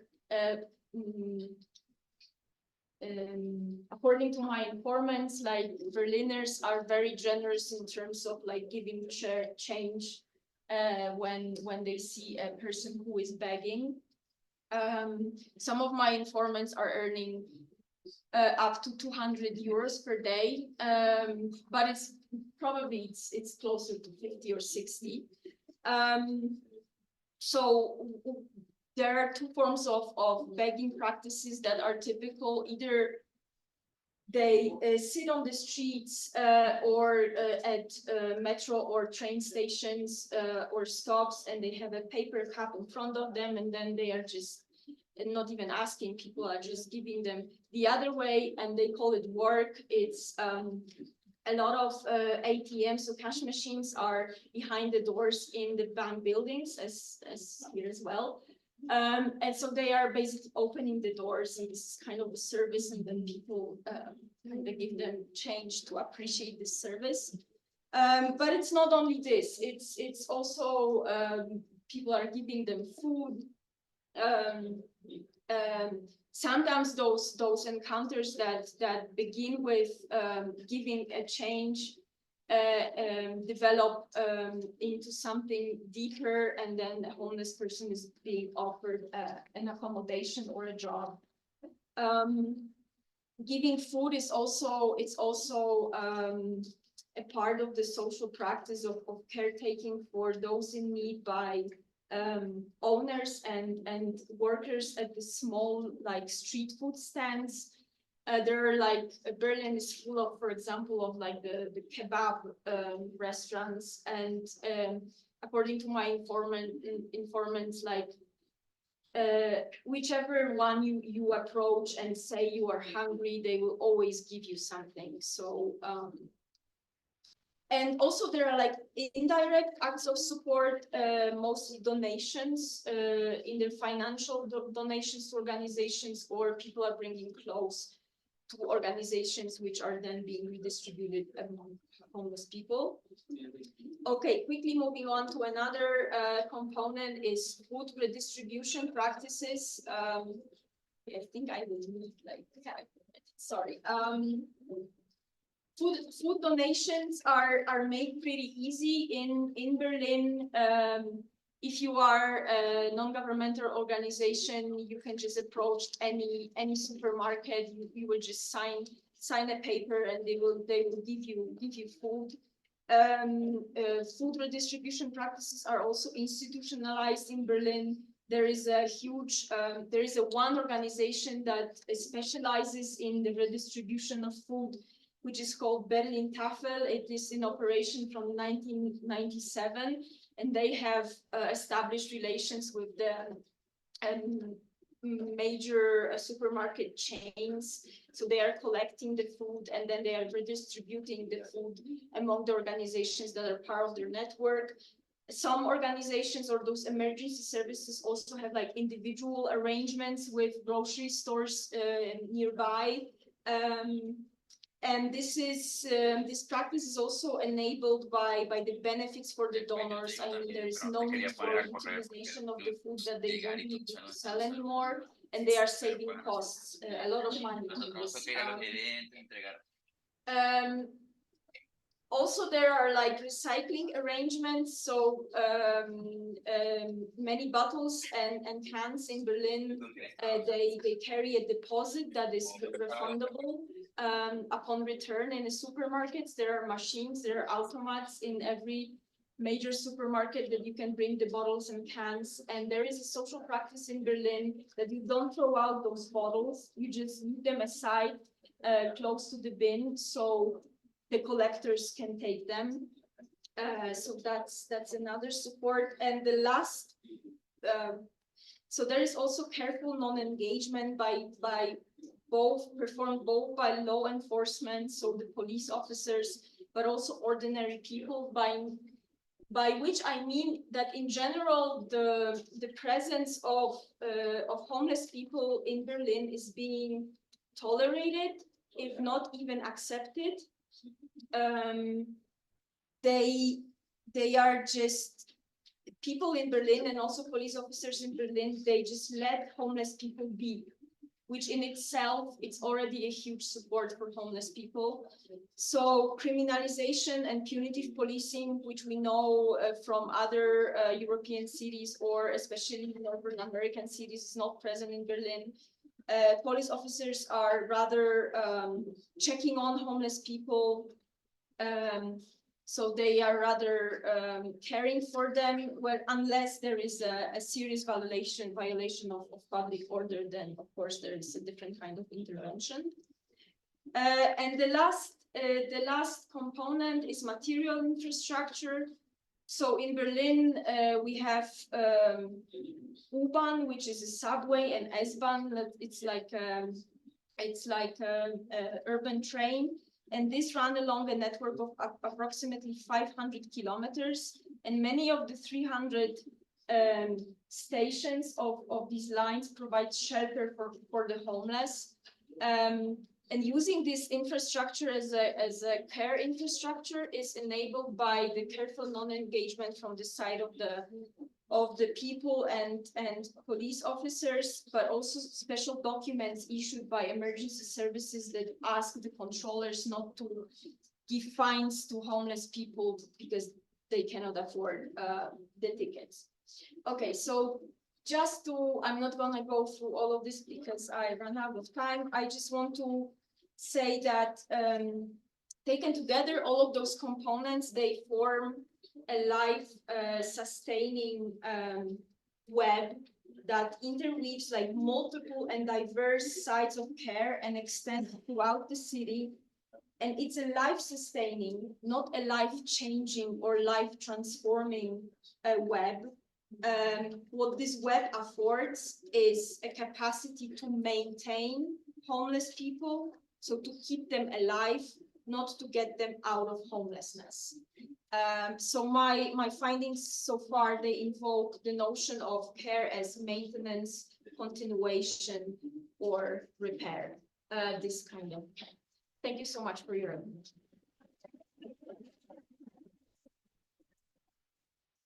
Thank you, Natalia. Okay, so we have enough time for... perdón, tenemos tiempo suficiente para discusión, preguntas. Vamos primero con unos comentarios de la profe María José, que ella pues va a tratar de abrir la discusión con algunos temas en común. Si quieren, nuestros panelistas, por favor, traigan sus sillitas y háganse acá. Y así luego quienes tengan preguntas vayan pensándolas, para que en estos 20 minutos que nos quedan podamos discutir.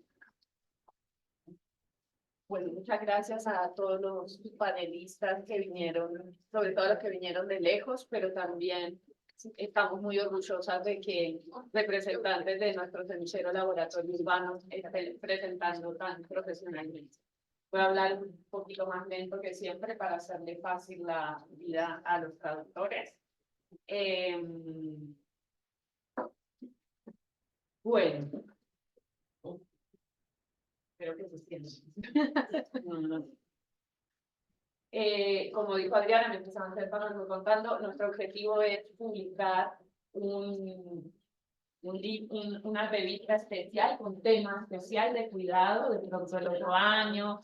Entonces, si alguno siente que conecta con estas cosas, que su trabajo conecta, estamos abiertos a recibir propuestas de artículos, que obviamente después nosotros lo que hacemos es compilar como unas propuestas de unos 10 abstracts y luego los mandamos a evaluación. Entonces no tenemos ninguna garantía de que el paper de Boeing vaya a salir, o el de Financiero, o el de cualquiera de nosotros, pero sí la idea de un special issue es como que no salgan artículos como de cada cosa diferente, sino que haya un tema que nos une, que tiene que ver con el cuidado, pero también tiene que ver con el estado de bienestar, pero también tiene que ver con la comunidad. Y entonces primero voy a hacer unos comentarios generales y luego unos comentarios específicos para cada paper. Y lo primero que pensé fue en alguien que no estuvo entre nosotros, pero que sí estuvo atrás de nosotros en esta conversación, que fue Gösta Spin-Andersen. Uno de los sociólogos más citados, sobre todo en Europa, para hablar de welfare state, estado de bienestar. Y él dice, hablemos de regímenes de bienestar, y en ese régimen él ubica al Estado, al mercado, a las familias y a la comunidad. Digamos que aquí pone comunidad, pero yo agregaría aquí las familias, ¿no? Como parte, y sobre todo a las mujeres, como parte de esa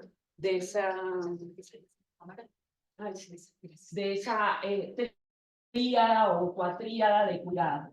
Entonces pensé mucho en él y pensé también, porque hablamos de, digamos, hoy estuvo presente el Estado con las manzanas del cuidado, con los burócratas callejeros, con los social services de Natalia, estuvieron presentes las redes, con los, ¿cómo es que se llaman? Los efectores, parece eyectores, con los efectores municipales. Si bien no hablamos de las familias, pues casi todas las personas de las que hablamos son mujeres, y además de cuidar en comunidad, cuidan en casa. Entonces hablamos, digamos que el único que no estuvo tan presente fue el mercado en nuestros discursos. Entonces, bueno, si bien hablamos de todo, hay algo de lo que no hablamos. Pero creo que Gösta Spin-Andersen nos ayuda a pensar el cuidado y el welfare desde estas distintas esferas. Y eso me lleva a pensar en qué es cuidado y cuál es la diferencia entre cuidado y welfare, entre cuidado y bienestar, ¿sí? Entonces, eso, ¿qué es cuidado? Natalia nos dio una definición interesante, como redes que sostienen la vida. Pero a veces todavía me sigo preguntando qué no es cuidado entonces, ¿sí? Y digamos que el cuidado ha aparecido en las retóricas últimamente porque, digamos, las académicas feministas, sobre todo desde la economía feminista, pero también de otras disciplinas, habían levantado el tema. Hoy tenemos medido que las mujeres colombianas en promedio hacemos 8 horas de cuidado, trabajemos o no, promedio 8 horas de cuidado al día no remunerados. Eso es un montón, y que por supuesto es mayor que los hombres. Entonces tenemos esto porque académicas feministas lo han venido, y organizaciones sociales, levantando desde hace mucho tiempo, pero la pandemia, creo que Sebastián lo mencionaba, saca el tema del cuidado a luz. Y hoy vemos cuidado por todos lados. Y me pregunto qué es cuidado, y sobre todo me pregunto qué no es cuidado. Es un concepto como gaseoso.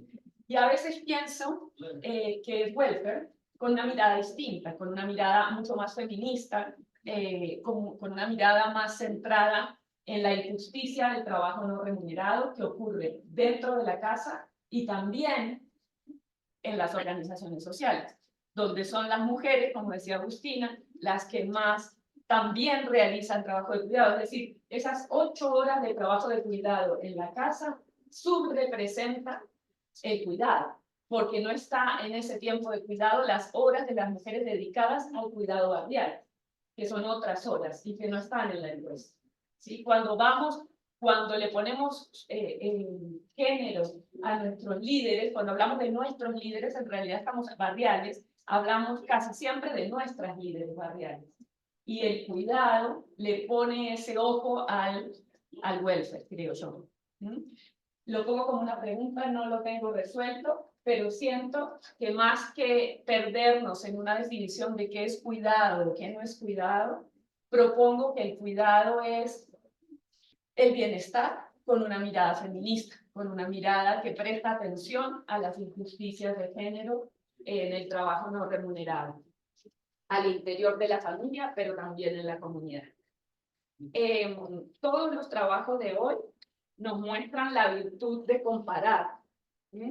Hay una frase que no se sabe si Alexis de Tocqueville dijo o no, yo la vi citada, pero nunca la pude encontrar, entonces parece una referencia borgiana. Pero cuando la vi citada en una carta de 1830, donde Tocqueville decía, without comparisons to make, sin comparaciones para hacer, the mind doesn't know how to proceed. La mente no sabe cómo proceder. Y creo que todo, ver lo que pasa en Berlín o en Bogotá o en el Gran Buenos Aires nos ayuda a entender mucho más de qué pasa en nuestros casos. Nos ayuda a ver que hay patrones repetidos. Y en este tema sí que los hay, sobre todo el tema de que son mujeres y de que a pesar de que hay ciudades con distinto grado de bienestar, tenemos esos niveles de pobreza que Bowen nos decía en Berlín. Uno desde Bogotá no se imaginaría que hace un barrio de 3.000 personas en Berlín que tenga el 73% de pobreza. ¿Sí? Simplemente no lo piensa, no piensa esto. O, obviamente, pobreza está definida de modos distintos y relativos a Berlín, pero igual, en términos relativos, son 73% de 3.000 personas con muy bajos recursos. Tampoco pensaría ni sabía que hay 3.000, por lo menos, homeless o habitantes de calle polacos en Berlín, ¿no? Entonces, creo que esta mirada comparada es muy útil. Invito a cada uno de sus papers a comparar a la interna, ahora voy a cada uno, pero a ver qué tenemos en común y de diferente entre nosotros. Creo que todos ponemos en el centro las relaciones entre Estado, familia, de vuelta, Estado, familia y comunidad en nuestros papers, ¿sí? En los trabajos que todos presentaron. ¿En qué medida el Estado fortalece organizaciones sociales, como en el caso de los efectores, no puedo con esa palabra, en el caso de los efectores en Argentina? ¿En qué medida el Estado se deslinda de sus responsabilidades y se las da a la sociedad civil? ¿En qué medida el Estado pone unas personas en unas situaciones de resolver problemas que no pueden resolver por problemas y barreras burocráticas, como en el caso que hoy nos presentaba en Berlín? En todos los casos tenemos esos burócratas callejeros, que son la primera como puerta de entrada al Estado, y son estos sujetos que son la cara del Estado y que no tienen beneficiarios, sino personas delante que tal vez no tienen los problemas de esa agencia, sino de otra agencia. En el comedor me aparece alguien que tiene un problema de salud y tengo que conectarlo, así esa no sea mi tarea. Entonces, pensar a ese nivel es muy importante, porque están acá, están como en la intersección entre el Estado y la comunidad, y entre el Estado y las familias. Y bajan las barreras de accesibilidad al cuidado. Otro tema como muy en común es el de las redes, creo que está en todos lados, ¿sí? El cuidado implica redes. Podría no implicarlas, hay mucho cuidado que no implica redes. Digamos, cuando uno va a atenderse para salud, uno tiene una atención individualizada, el Estado individualiza, pero hay otros tipos de cuidado que sí requieren redes, y el cuidado del que hablamos acá requiere redes. En el caso de Natalia me surgió la pregunta acerca de las redes entre los homeless, que no estaba como, hablaste de ellos como individuos, de los social services, pero pensaba yo, y bueno, y ahí me voy a cada paper, empecé entonces con Natalia, creo que ese era el último comentario colectivo, sí, empiezo con Natalia. Entonces, ¿en qué medida el hecho de que tengan todo resuelto, entre comillas, y de que prefieran ir a Berlín que estar en otra ciudad porque ahí hay muchos servicios, inhibe la organización social? ¿O hay algún tipo de organización comunitaria entre estos jóvenes? ¿Cómo hay redes entre ellos? O precisamente porque en lugares donde el Estado se encarga, pues los individuos pueden confiar en el Estado y no tener que confiar en las redes. Porque las redes, a veces las idealizamos, pero las redes son importantes cuando el Estado y el mercado no hacen su tarea. Bueno, entonces esa era para Natalia y tenía otra, creo, para Natalia también. Me gustó mucho la idea de caring capacity y de las condiciones que generan esa caring capacity de una ciudad. Me gusta mucho la idea de carescaping y creo que ahí conecta mucho con Agustina y que esa idea puede ser muy útil porque lo que hacen ustedes es como todo el landscape o todo el panorama de las organizaciones comunitarias y estatales, entonces están conectadas pero no lo llaman así. Y creo que acá hay una comparación, que es un elefante en el cuarto, que es estos homeless en otro lugar que no sea Berlín. O sea, todo el tiempo creo que serviría mucho poner el caso de otra ciudad que no tenga todas esas facilidades para pensar qué hay de especial en esta ciudad. ¿Sí? Y a mí lo que me surgió de especial es, claro, acá no hay redes entre ellos porque no necesitan organizarse porque ya el Estado o la comunidad les resuelven los problemas. ¿Eso es cierto o no es cierto? Es una pregunta que me surgió con tu paper. Sobre el de Agustina, me gustó mucho como lo que hacen es superponer capas de un mapa de vulnerabilidad y de organización social. Y me parece que ahí hay algo divino que quedó, capaz que ustedes lo pensaron, pero quedó en la presentación bajo la mesa, y tienen un área con igual pobreza y muchas organizaciones sociales, y un área con igual pobreza y cero o muy poquitas organizaciones. ¿Por qué? O sea, ahí hay una comparación hermosa que le daría una pregunta teórica al paper que me parece que le falta, porque hicieron una muy buena descripción de ese landscape, pero ¿por qué? ¿Por qué en una que tiene que ver con efectos vecindarios, con capital social, con estas preguntas de por qué un barrio pobre se organiza y otro no? Creo que esa es una pregunta divina que tienen ahí el material para resolverlo. ¿Qué condiciones generan las redes, digamos, en términos de nuestro recorrido teórico? ¿En qué condiciones se generan redes?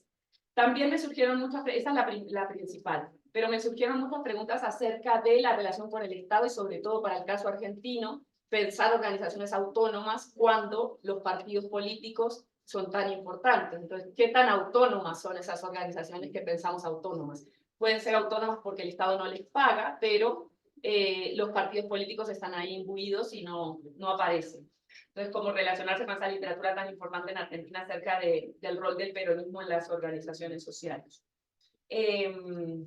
Bien, pero sí, lo que me sale así, como lo que me sale en rojo, en subrayado, es ahí una comparación divina que no están explorando. Separen, mi sugerencia, ¿no? Las entrevistas de Reconquista 1 y Reconquista 2, y vean si hay cosas distintas que puedan estar, factores distintos que puedan estar explicando por qué en un lado hay organización y en otro no.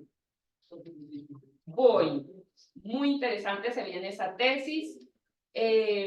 Empezás diciendo cómo how residents from a socially disadvantaged area organize resources and how they cope with barriers. Me gusta que tomas dos organizaciones exitosas. Muchas veces hablamos de organizaciones que fracasan y me parece que es interesante pensar en organizaciones que van bien. Definitivamente a tu pregunta de si comparo o no, la respuesta es sí, claro que sí, porque esa comparación intergeneracional te puede dar mucha riqueza de cómo distintos tipos de mujeres, tenés controlados que en el mismo barrio, controlados que son mujeres, pero unas son jóvenes y otras seguramente ya tienen hijos y tienen que resolver tareas de cuidado, las otras todavía no, o la mayoría al menos todavía no. Entonces ahí tenés una comparación interesante para hacer, me parece, que hay que perseguir. Y los chicos, acá del semillero, del laboratorio Ángela y Sebastián, lo que me surgía era una pregunta para, no necesariamente para hacerles a ustedes, pero me gustaría saber qué piensan, lo que se lleven esto, sino para nosotros como reflexión del grupo, es en qué medida las manzanas se relacionan con las redes de cuidado que ya existían, o las inhiben, como en Berlín. Porque en última las manzanas hacen muchas de las cosas que los grupos autónomos hacen, o sea, reconocen el trabajo como las de Boeing, ¿sí? Hacen self-care como las mujeres en Kreuzberg, reducen el trabajo como los social services, ofrecen cuidado, no en términos de comida, pero sí en términos de educación, hacen muchas de las cosas que hacen que las organizaciones sociales antes tenían que hacer. Eso puede ser muy bueno, porque por fin el Estado está encargando, pero en qué medida compiten, se relacionan, inhiben que las mujeres se sigan organizando como lo hacían antes cuando el Estado no lo hacía. Eso. Yo creo que antes de darle la palabra a los panelistas, si recojamos preguntas, no, deja ese ahí, tranquilo, es que esto es para... ¿Quién tiene preguntas para nuestros panelistas? Ya está aprendido esto. Ah, ok. Entonces, Ale. Bueno, muchas Digo gracias. nombre y luego Yo soy María José, muy muchas gracias a todos por tus palabras muy interesantes, cada una de las perspectivas, y creo que pues mi pregunta estaba un poco relacionada con lo que María José mencionaba ahora último, y es no solo cuál es la relación, digamos, o la competencia entre los cuidados comunitarios y los servicios estatales, sino en qué medida la voz de las organizaciones comunitarias está siendo escuchada por el Estado. Digamos, cuál es esa relación entre cómo sus conocimientos desde la práctica del cuidado se está teniendo en cuenta y de qué manera se podría articular, digamos, con la relación del Estado, si de alguna manera creen que pueden dialogar o pueden coexistir ambos servicios. ¿Alguien más?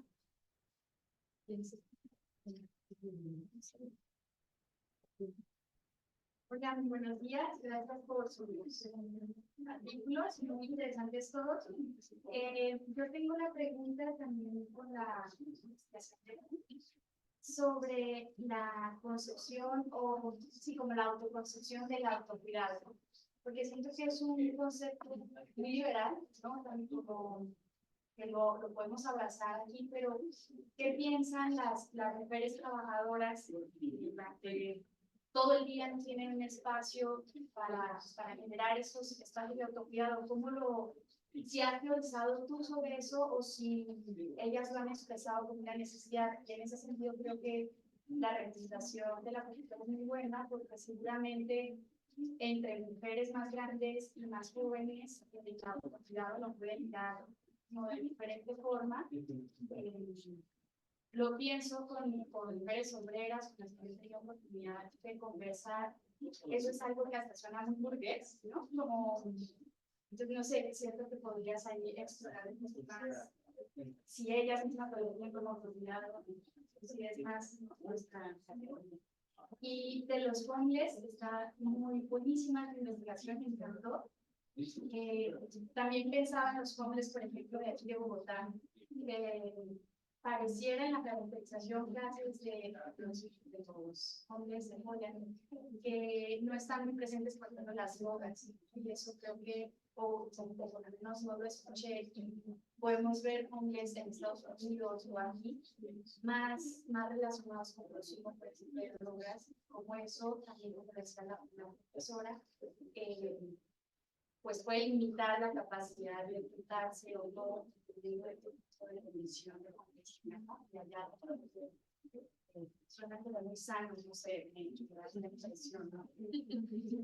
También como esas comparaciones, pues hay una diferencia también de qué tipo de gente puede, qué características tiene para llegar a la misma. Gracias.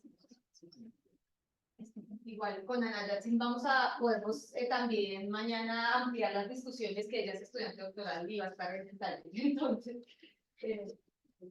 buenos días, creo que todos los trabajos son muy interesantes, pero tengo una pregunta muy puntual para Natalia, porque un paper de hombres en el review está espectacular, pero me generó una duda, y es por qué enfocarse únicamente en mantenerlos y no tal vez en, pues, que cambien su condición de hombres.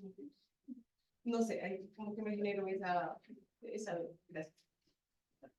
Adriana. Mi pregunta también es muy puntual para Natalia, porque se encuentra en capítulos y y es, tú mencionabas que trabajaste en un day center, como que apoyaste esos procesos de actos en este parte. Quisiera que nos contaras en qué consiste como las actividades de un day center, porque nosotros también tenemos como centro al día y ciertos tipos de instituciones que prestan apoyos. Entonces, en Berlín, ¿en qué consiste? gracias. Pues no sé si tuve menos tiempo. Nos Pues, toca dar soluciones. bueno, perfecto. Pues va un poco en línea de lo que ya se ha comentado también por la compañera atrás, pero invitando a los presentadores de reflexionar sobre las líneas de choque y de conflicto. Y justo estaba pensando cuando Natalia Moreno nos contó sobre cómo ahorita traducir la política del cuidado de las manzanas en el nivel local al nivel nacional. Se encontraron con, si van en Colombia a comunidades que dicen que no, este concepto de cuidado no nos cuadra porque nosotros pensamos en términos de comunidad. Y es justo estos choques entre ideas de, bueno, si hablamos sobre cuidado, entre tal vez una comunidad que se entiende como algo como un organismo social, un grupo, choca con esta idea justo del welfare que es mucho más basado en el individuo. Y cuáles son estos tensiones que se causan por estas diferentes ideas, uno basado muy en el individuo y el otro mucho más pensado en términos de comunidad, un grupo social más grande, etc. Gracias. ¿Alguien más? Por ahora. Bueno, yo una cosa chiquitica, y es que yo creo que de esa pregunta, digamos, provocativa de Majo de qué es lo que diferencia, pues, entender el welfare con entender el cuidado, yo creo que una de las principales pistas nos la da el paper de Natalia, que cuando ella dice que, digamos, el cuidado es mantener y es sostener, así lo que esté mantenido o sostenido no esté bien, digamos.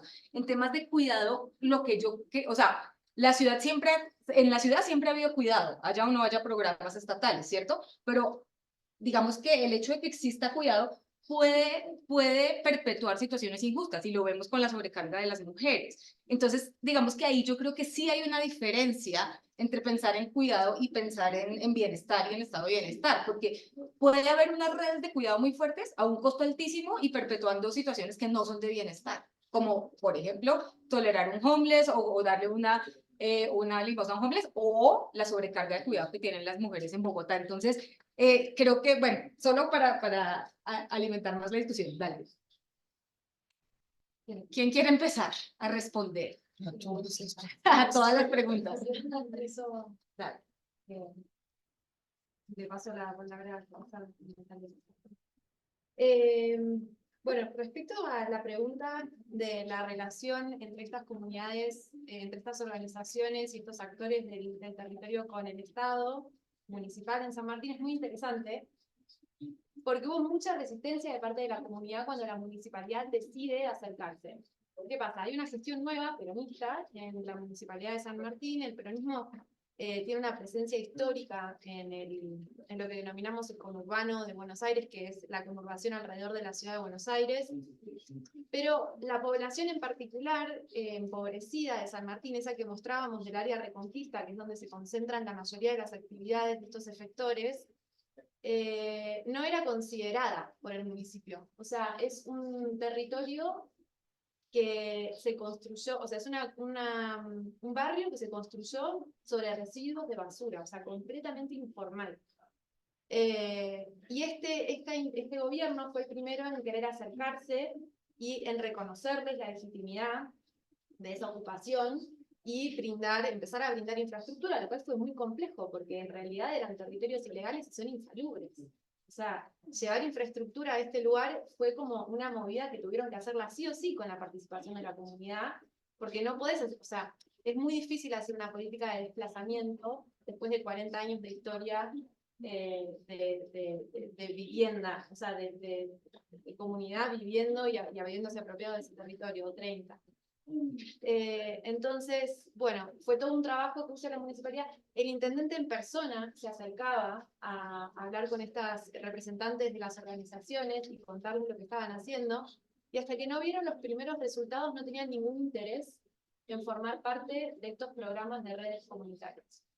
Lo interesante también es que no hay demasiado, o sea, lo que hicieron fue como redistribuir el presupuesto municipal, canalizarlo de manera más efectiva a través de estos efectores hacia las redes, pero no es que se hizo un programa específico con nuevo financiamiento para favorecer o lo que fuera. O sea, es como una reestructuración. Y en este sentido, el rol de los efectores municipales, por la pregunta que hicieron de cómo, creo que vos habías hecho la pregunta de cómo se transmitían los saberes. Bueno, el trabajo de los efectores municipales justamente es llevar a la municipalidad, o sea, al Estado, conocimiento sobre la realidad del espacio, ¿no? Del territorio. Entonces es muy interesante la política y cómo fue llevada a cabo, y de hecho ahora hay un intendente pegado, partido que está en la municipalidad pegada, es de otro partido político, y están trabajando en conjunto con programas similares, porque en un punto fueron exitosos, en el sentido ¿no? De articular, o sea, de poder llegar a lugares donde antes era imposible acercarse. Y después, yo me hago... creo que no me detuve justo en esa diapositiva, pero nosotras habíamos presentado inicialmente como que las tareas de estas organizaciones y estas mujeres eran garantizar el bienestar, o sea, con la palabra welfare, a la comunidad, y discutiendo con Mercedes, a propósito, como para provocar, habíamos tachado welfare y dejamos la garantía de la supervivencia, ¿no? Como de contención, en realidad. Y al final lo que están ofreciendo es contención, esto de que estas organizaciones, estas comunidades, estos individuos, de alguna manera no se caigan del sistema, pero realmente están en el borde. O sea, es el último eslabón del sistema de provisión, ¿no? Social. Así que bueno, le paso la palabra a Natalia con este punto en común, porque ella usó como la misma referencia. Okay, I'm not sure if I got all of the questions because working with this translation made it a little bit more difficult. I also got a lot of questions, so I will try to maybe combine them. So there was a question, general question, and the issue raised about the relation between the care and welfare state, and what is the difference. I mean, I'm coming from a different context. I'm coming from Poland, a post-socialist country, and for me, welfare state has been present and is still being present in we have public healthcare, we have public primary and then higher education. Universities are public, kindergartens are public. Of course, there is a parallel care structure that is also private, and those who have more money, they can have private health insurance and private childcare and whatever. But all of these basic services, let's say, are provided by the state. So for me, welfare is just one of the forms of the ways that care is being practiced and provided to people. And of course, as everywhere, state is inefficient, the public infrastructure is inefficient, so there is a parallel, either private care infrastructure or a voluntary sector steps in and takes a lot of this care care work, the logo of it. There were some suggestions about to make a broad comparative gesture. I absolutely agree that comparing Berlin to a different, for example, city in Germany would be very beneficial. Like the comparative gesture is kind of, it comes from also, it's not even intentional, but it's like inherent in my research project, because my research informants, they already do the comparative gesture when they compare what is happening to them in Berlin and what has been happening to them in Poland. So there is this comparative gesture already being made. But also I'm hearing from them that Berlin is unique, that they also have experience of being homeless in different German cities, and that it's completely different reality there, absolutely. And then a comparison between how drug abuse influences situation of homeless people and their access to services. I mean, I have little knowledge about this because drug abuse is not as common among Polish homeless people as alcohol abuse. I can only assume that there are similarities in how those substances influence health conditions, also mental conditions. I know that among other homeless people in Berlin, drug abuse is a serious problem, and there are like separate, let's say, services or facilities that are being addressed specifically to those people, like safe spaces to consume alcohol, or arrangements where there are drug dealers in public parks, and also drug consumption, and there are then also arrangements between law, like police officers, local governments, and social organizations that they negotiate. For example, that there is a specific square in Berlin, so that drug consumption is being allowed there at the part of the day, so that police does not intervene, and then the emergency services are kind of looking after those who consume drugs there. So there are also like responses dedicated to this issue. About the why focusing only on sustenance and not getting people out of home? I mean, because this is the experience of my research informants, and this is what is coming from or emerging from my fieldwork, that, as I mentioned, most of the Polish homeless migrants in Berlin are not entitled to state social benefits, which means they are not entitled, for example, for receiving like financial subsidies or housing that is funded by the state. To be eligible for this, you have to either have a documented residency in Germany for 5 years, or you have to have worked for 1 year and 1 day in Germany in a documented way. So I encountered people who have been living in Germany and working from time to time, officially or not officially, for even 20-something years. And in this situation, if they have the documents and if they work there legally and they can document their residency, then they are, you know, the carescape that is available to them is different. And then if they are willing to, if they meet a social worker that speaks Polish, and I encountered cases that I, even in the span of 2 months, I saw that a person living in the street, on the street, or sleeping in a night shelter now is in the state-funded temporary accommodation, is working with a social worker to get his documents in order and everything. So there are also different carescapes, but the majority of Polish homeless people, they are just trying to survive there, and this huge life-sustaining web is just doing that. They're repairing the physical damages that street homelessness is doing to people, They are providing them with clothes, with shelter, with food, and then in the night shelter, you have to leave the night shelter at 7 a.m. You have to spend all day on the streets. And this is just, you know, this is simple, right? This is why I'm focusing right now on the sustenance. And I think there was one last question about the day center, right?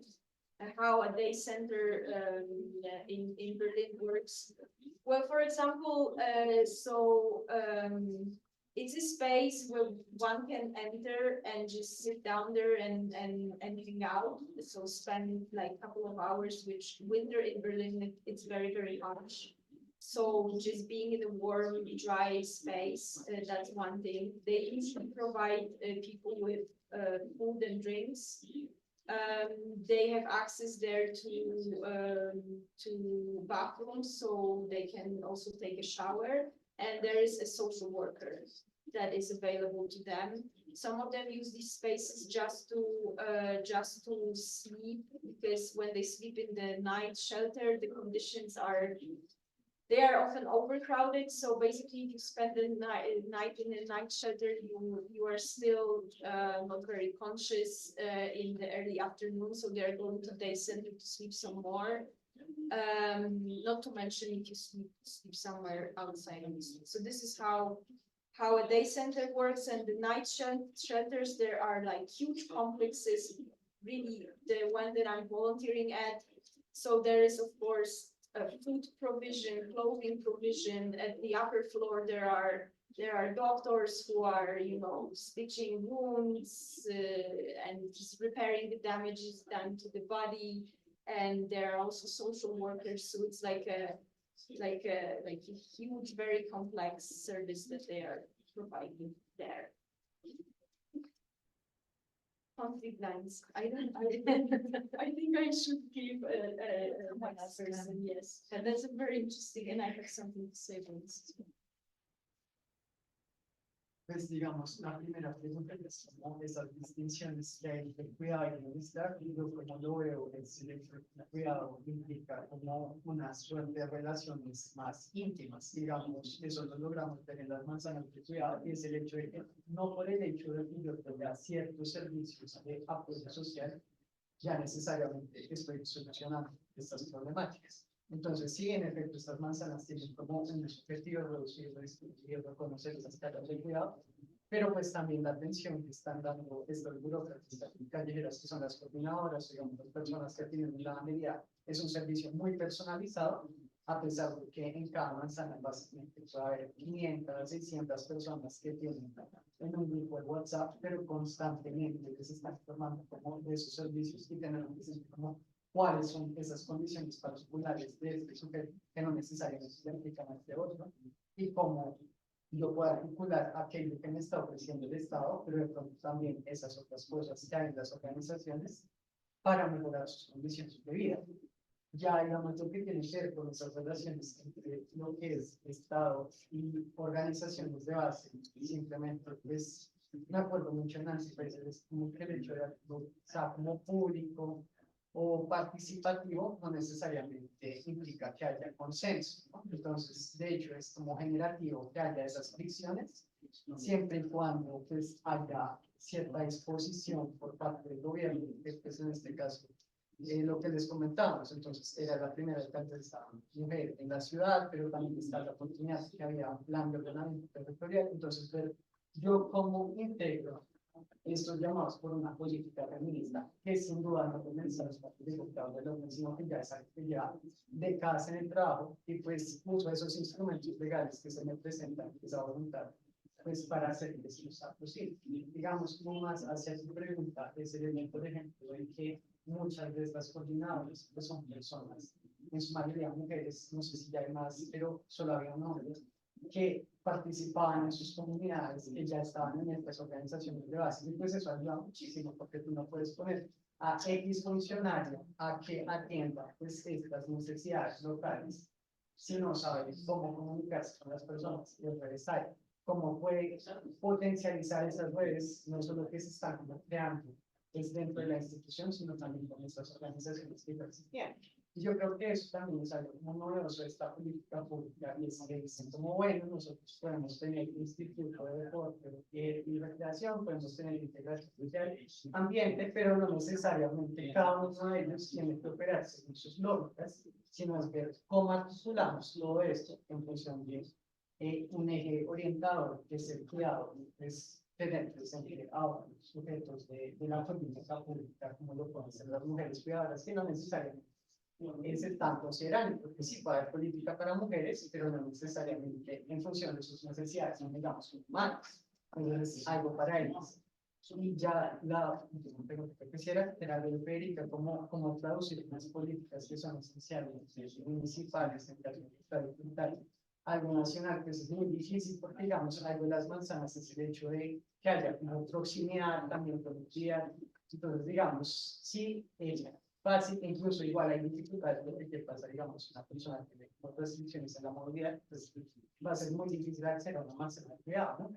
Pero el hecho de tener, por ejemplo, un sistema integrado de transporte público, que la manzana esté cerca de una estación de Transcontinental, pues me facilita la conectividad, o que esté a 5 o 10 minutos de que pues no necesariamente va a operar igual en una zona rural, por ejemplo. Entonces también, aparte de las manzanas de cuidado, en ese sistema de cuidado de Bogotá, pues hay buses de cuidado, pero pues, no necesariamente es tan eficaz, y eso es mucho menos en otras condiciones, digamos, universidad y en departamental, nacional.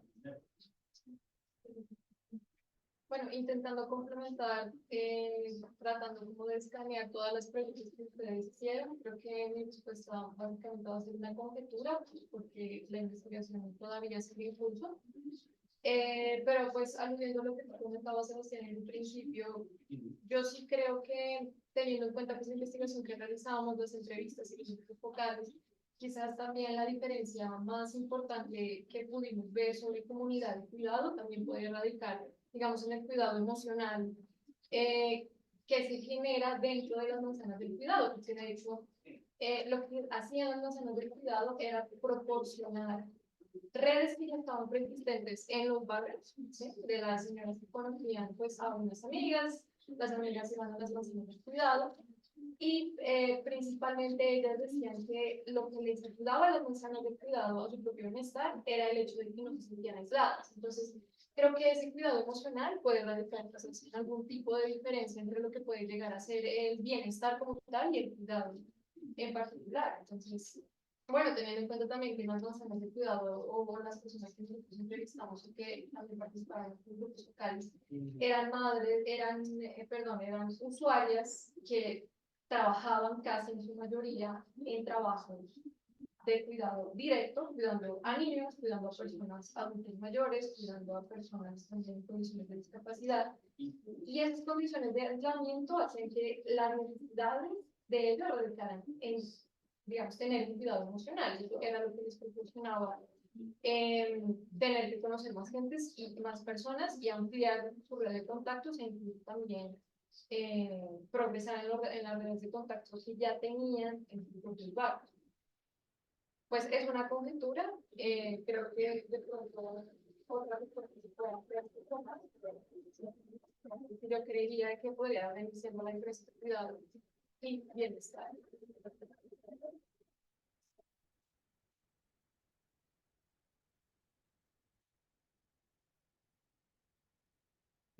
First of all, I would like to reply to the question that was asked from the audience regarding the self-care perspectives and how the women I talk to find it. It's a wonderful question. Thank you very much for raising it.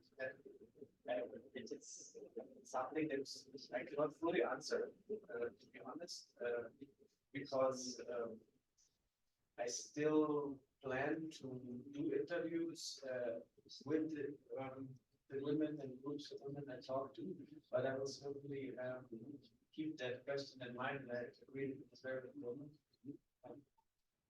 But I developed this idea of self-care, to focus on self-care with the self in the brackets, which I will explain in a little bit, out of first empirical findings and indications that I got through like also informal chats that I had for example, with one of the main social workers in the state, which is a woman who is coordinating with the project I was presenting, like the political project and the neighborhood mothers project. And so just to give you two examples. One example is about coming from the neighborhood mothers project. They have like in the last 3 to 4 years, they organized several workshops that they did abroad. So the women were invited to travel to Turkey. The last time they traveled to Turkey to have a workshop for themselves, and it was about gender-based violence, domestic violence, and how they can cope with it, and what strategies can be helpful for women to help each other when they come in such a difficult situation. And what the social worker told me then, which just before she left, just before they went to the trip, she said, like, so finally these women can like do some things for themselves. And this was like the comment that made me think about it and to try to analyze such this phenomenon to the self-care. And the other example comes from the baby girls. So one student of Talia Blockland, she does research in the same neighborhood. She did a group interview with the baby girls for her bachelor thesis.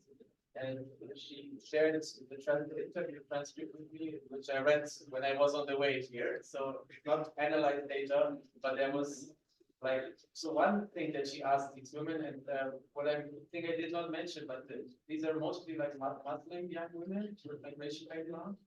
And she asked them, like, imagine there's one day without men in this city, what would you do? And then they came up with so interesting answers, saying like, oh, so then we would just put off our headscarf. We don't need it anymore because there are no men around. Or they said, we would play football. And then they started to discuss, like, so why wouldn't you do it? Yeah, because it's a man thing, you know, girls don't play football.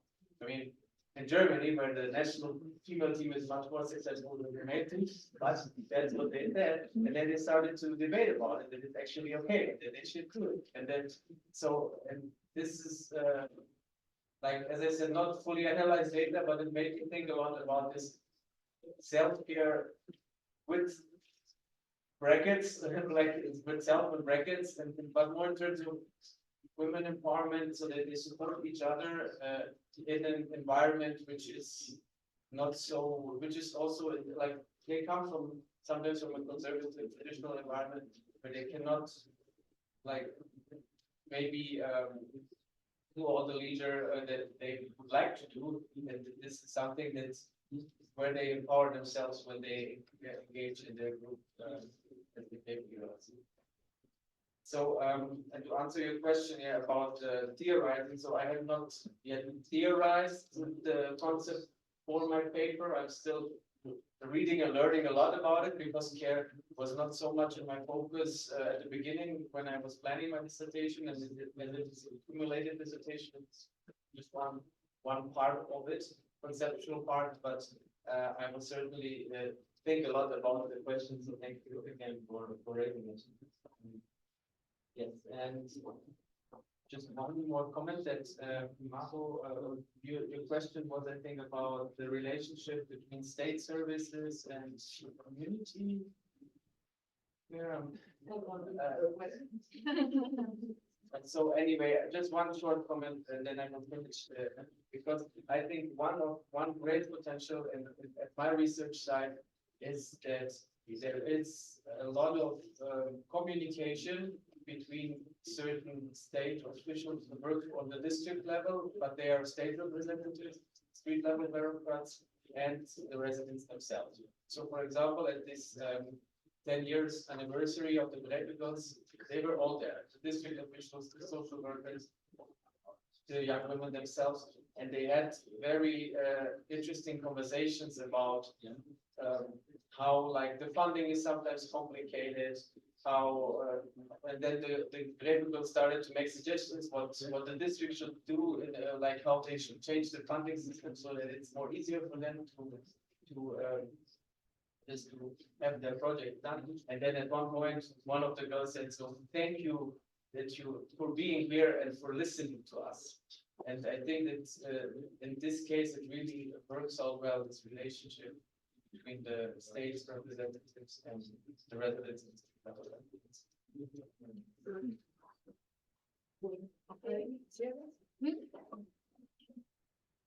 Bueno, muchas gracias a nuestros panelistas, a nuestra comentarista y a todas y todos ustedes. Nos pasamos media hora, pero creo que le sacamos un poco a la sesión.